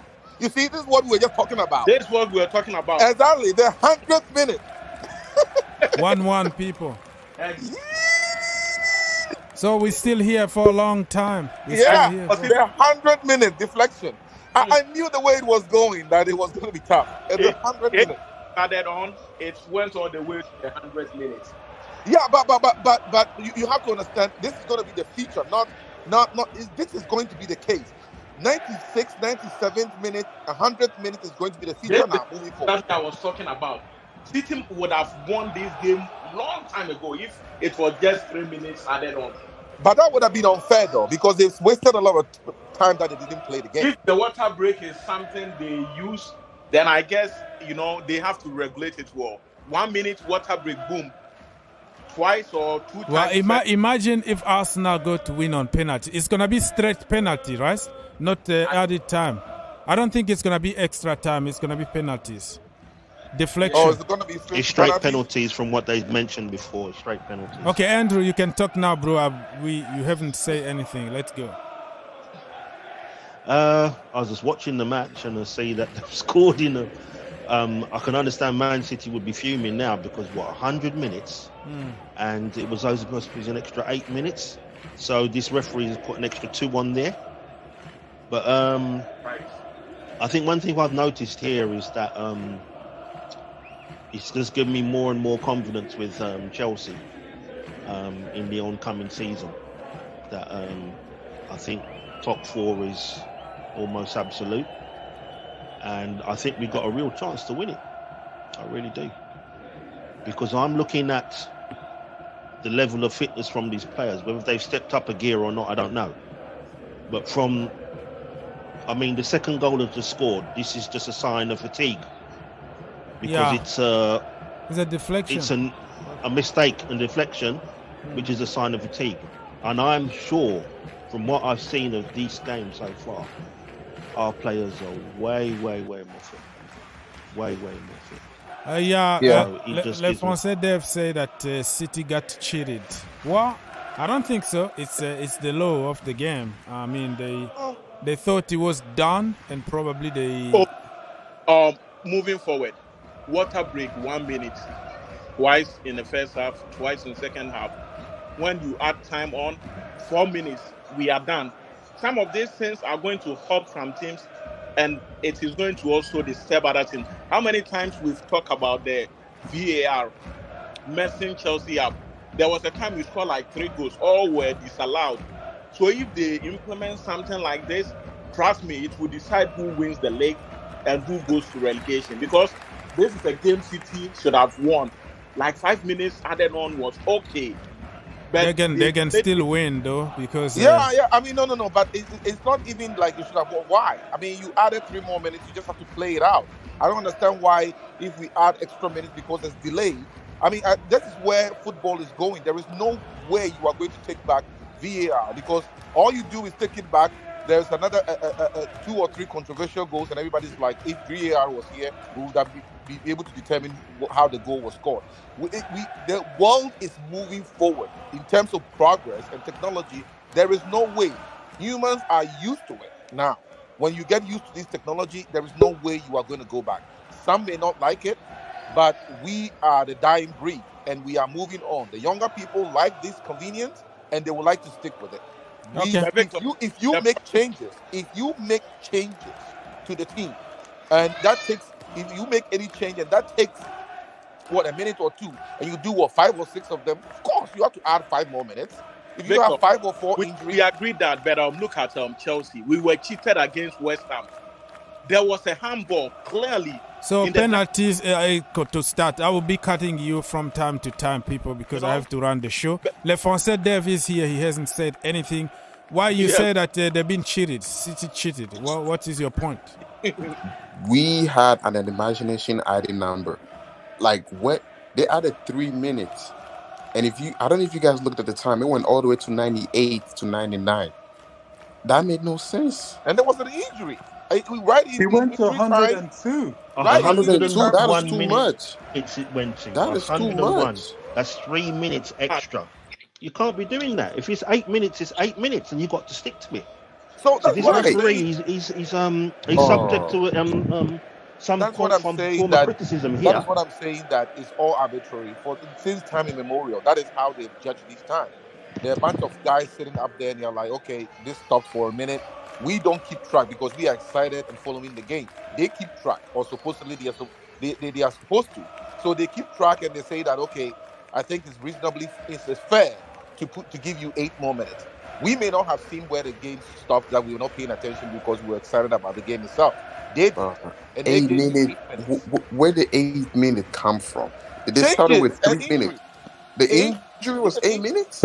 You don't think that the officials up there thought that if they put 8 minutes in there, chances are Arsenal will score an equalizer? No. Chances were also like Manchester City will actually up their advantage by 2. So it is a fair thing. This is what makes sports what it is. Almost everything that is done within the prism of fairness. And if it is fair, it's added on, the referee should have stopped the game. It shouldn't have been extended to the 9th minutes to the 10th minutes to make it 100 mark. Exactly. Because there was an injury during injury time. There was an injury. No, if it's the referee, the referee has a duty. He has a job. He's supposed to do his job. It's 8 minutes. Whether there's an injury, whether there's a foul, whether there's a free kick, it doesn't matter. No way. He's got a time window he's supposed to operate within. 8 minutes.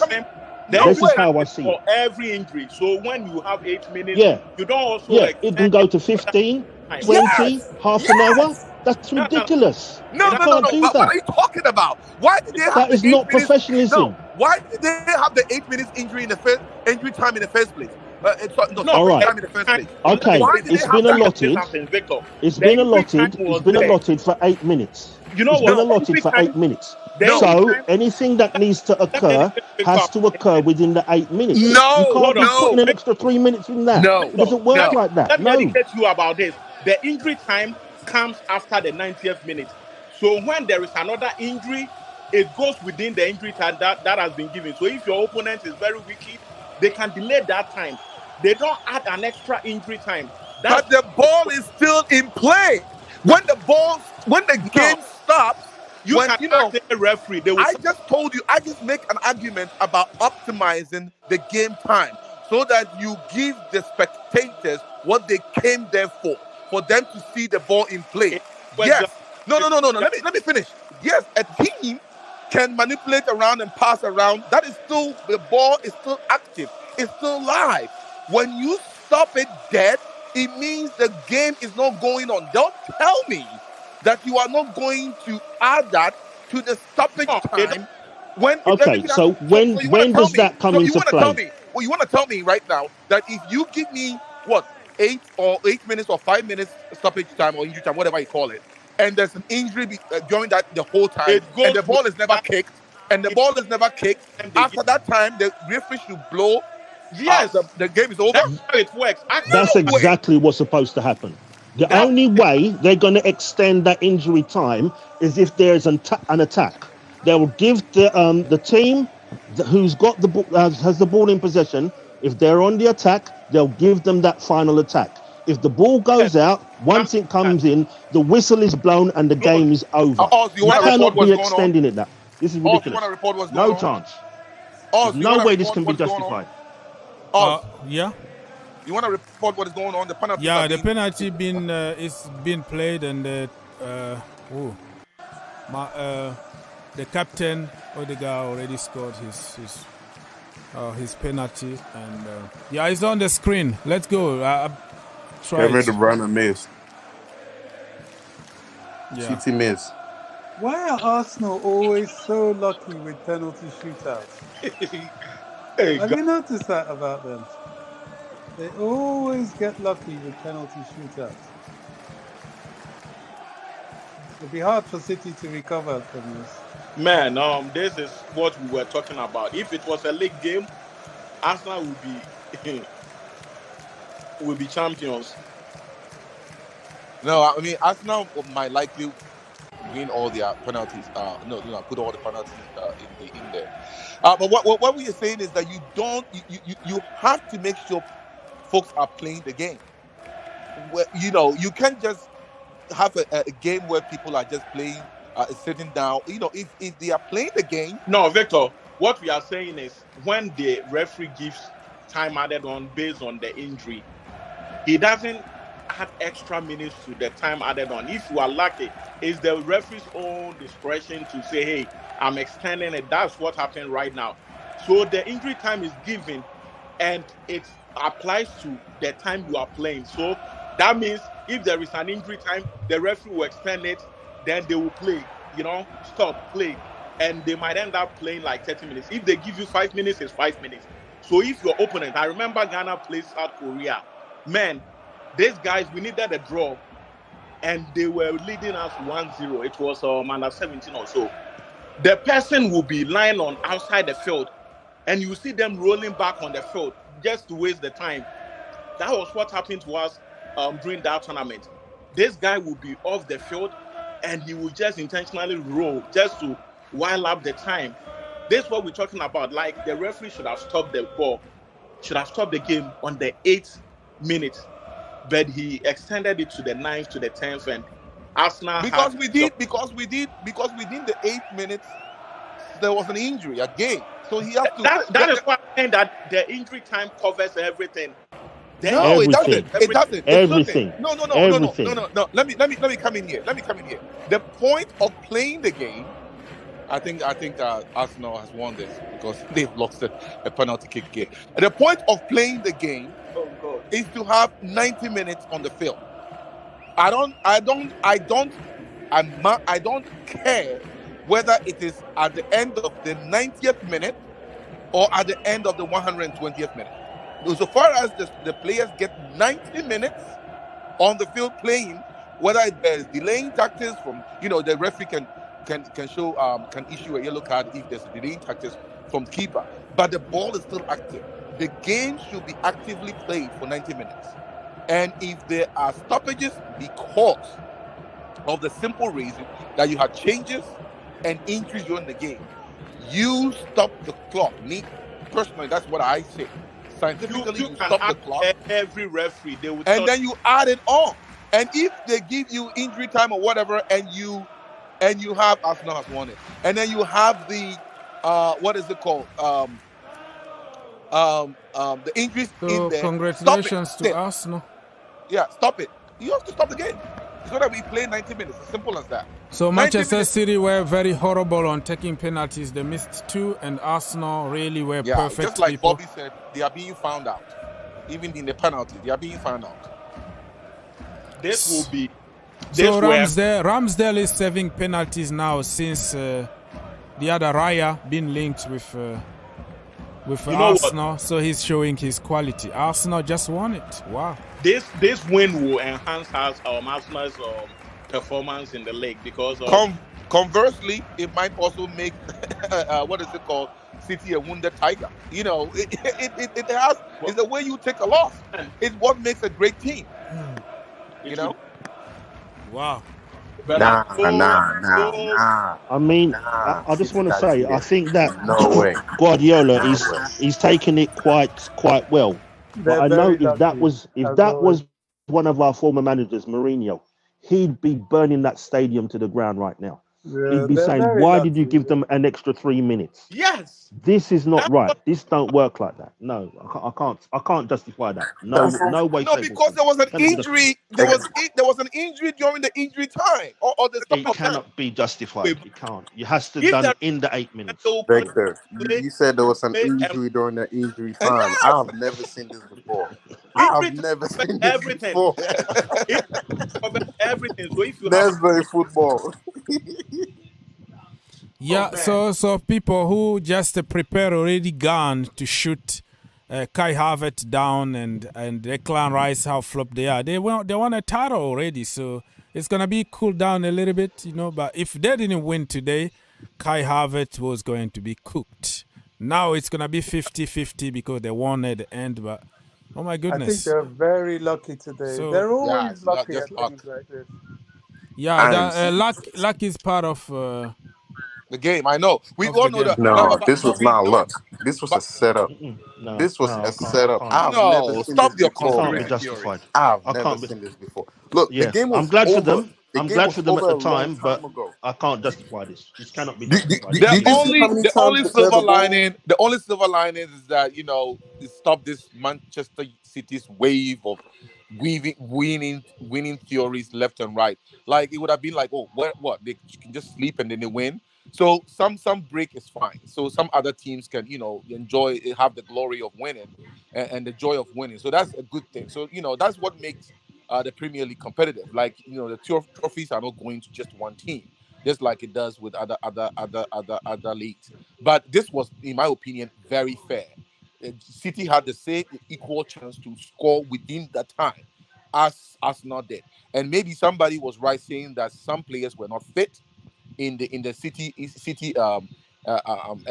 They flew all the way to Asia to go play their to play their games. That's what happened to Chelsea. They were in the US for how long last year, and then when we came back, we could hardly win a game. So maybe that was had an effect, but it was fair for both teams, and one team took an advantage. Period. Okay. All right. So, people, we're gonna try to wrap this show up. I've been here for 4 hours. Need to go and do something else. I will go around and give people time to talk. If you have a last word for the show, and come back tomorrow, probably. Let's start by Bobby. Bobby, what do you have to say, brother? Yeah, as I said at one point in this segment, that football is a very funny game. There are some things that happen, that repeatedly happen, that you sort of wonder about. Arsenal are very lucky when it comes to things like this, penalty shootouts. I think they're even lucky to level the game. And yeah, people say luck is part of football. Well, obviously it is. But there are many trophies that you see in their cabinet that, if history told the story as to how they won it, you'll be actually within your rights to say that they didn't deserve it. And I don't think they deserve to beat City today. But it's a pointer to the season that yes, City are favourites to win the league, but football can always throw a spanner in the works and bring something different. So it's interesting. It's very interesting. Arsenal are definitely going to be there or thereabouts. They're a very good team, very strong team. City, well, we've seen what they are, but the lesson here is teams are watching you, and although you look invincible at the moment, it just takes little things like this to chip away, and then somebody will come up with the formula to beat you, and then everybody will take it. And before you can actually recover yourself, some things have changed. But that's the negative side. But on the positive side, as much as I begrudgingly look at them, I have to admire, the fact that the way they go about their football is excellent, to say the least, and that's all down to Pep Guardiola. Yeah, that's it. Thank you so much, my brother Bobby, for helping today. Enjoy the rest of Good your luck, guys. weekend, and I'll see you next week. Victor, let's go. Okay. I will actually focus in on the dynamics between Pep and his protege, Arteta.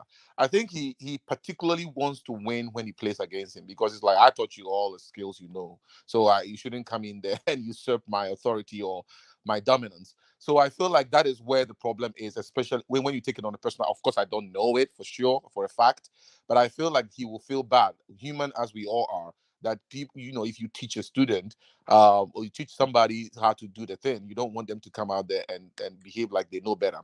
So that is probably particularly hurt in that aspect.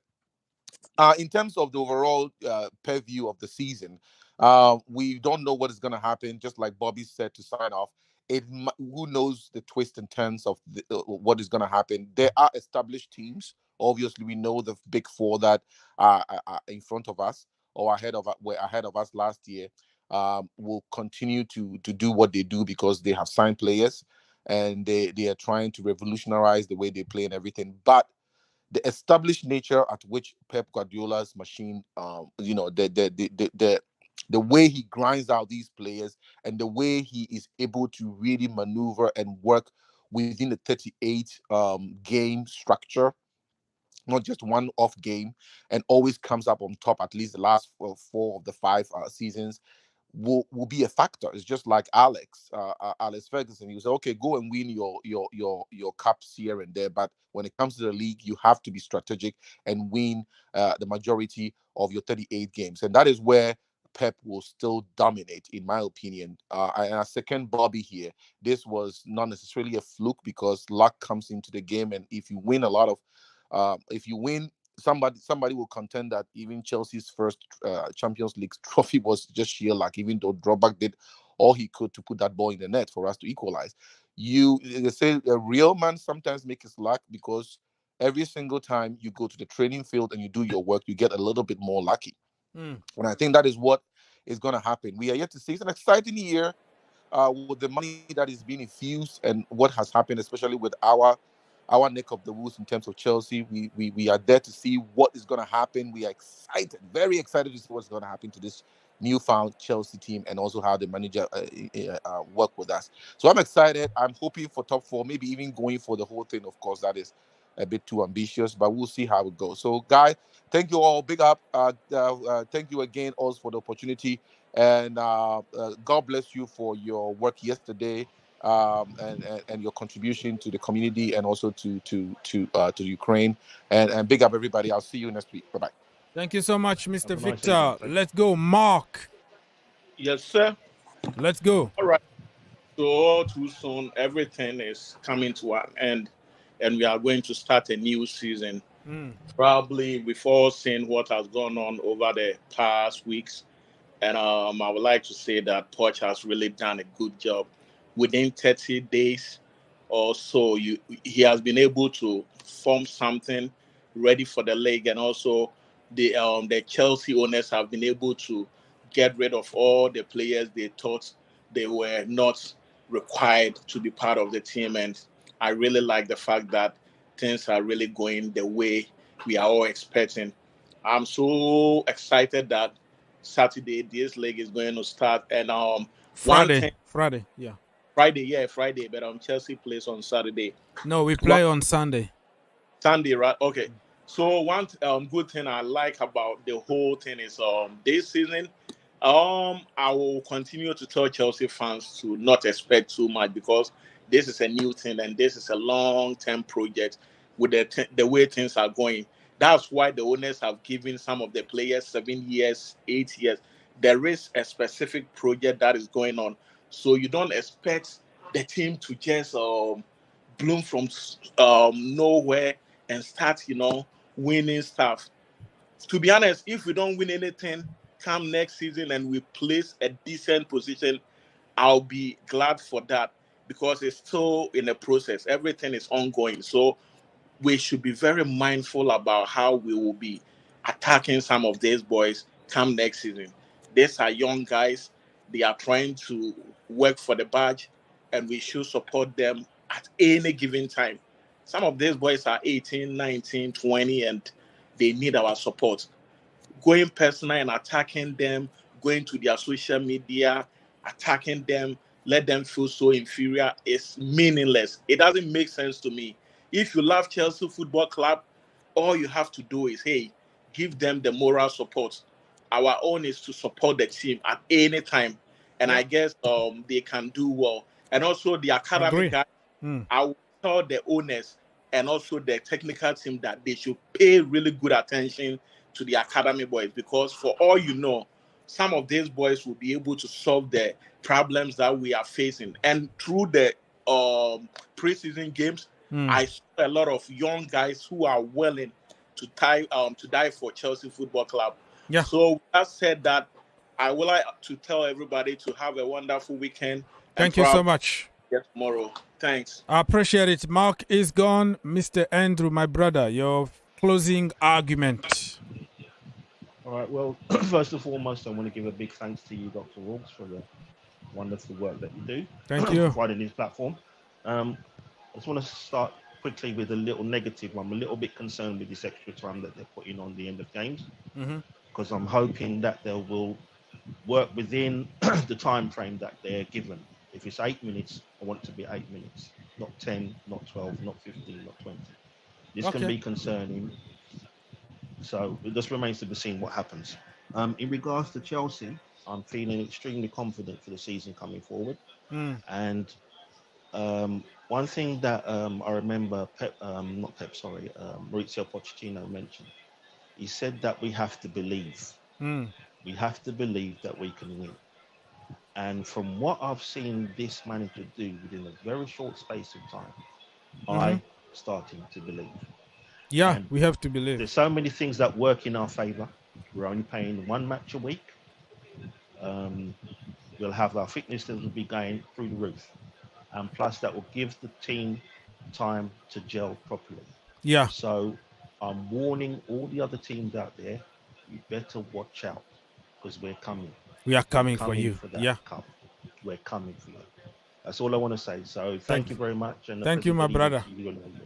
Thank you so much, and come back next time, probably tomorrow, and we're gonna continue the conversation. Le Français Dev, close the shop quickly, so I can drink maybe some water and get something to eat. Yes. Oh, well, I'm not happy because somebody gave Arsenal a trophy this year. I wanted to laugh at them. I wanted to, because we won something this summer. But, well, football don't work like that. But, yeah, all I wanted to say is, sometimes in football, you have a feeling in your stomach. You know, it's I don't know if it's a spiritual feeling about football or something. You could feel like, yes, this is what you call a game. And I know there's a majority of us who felt that this game was over, even before the equalizer. Yeah. We all felt that. It's like, end the game. How many balls did CD clear and the ball was going too slow? Arsenal was not even attacking. And even when they scored, you're not even feeling the hype. You're not even feeling the awakening of like, yes, this is football. Instead, you're just feeling like something is not right. Yeah. There's something I'm feeling that's not right today with what I just watched.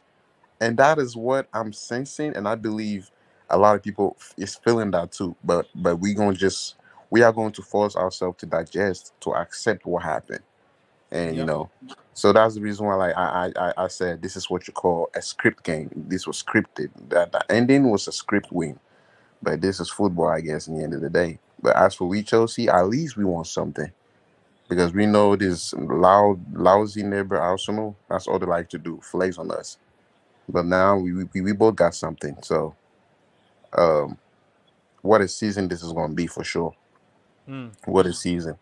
And of course, we saw Kai Havertz miss chances, and he's lucky.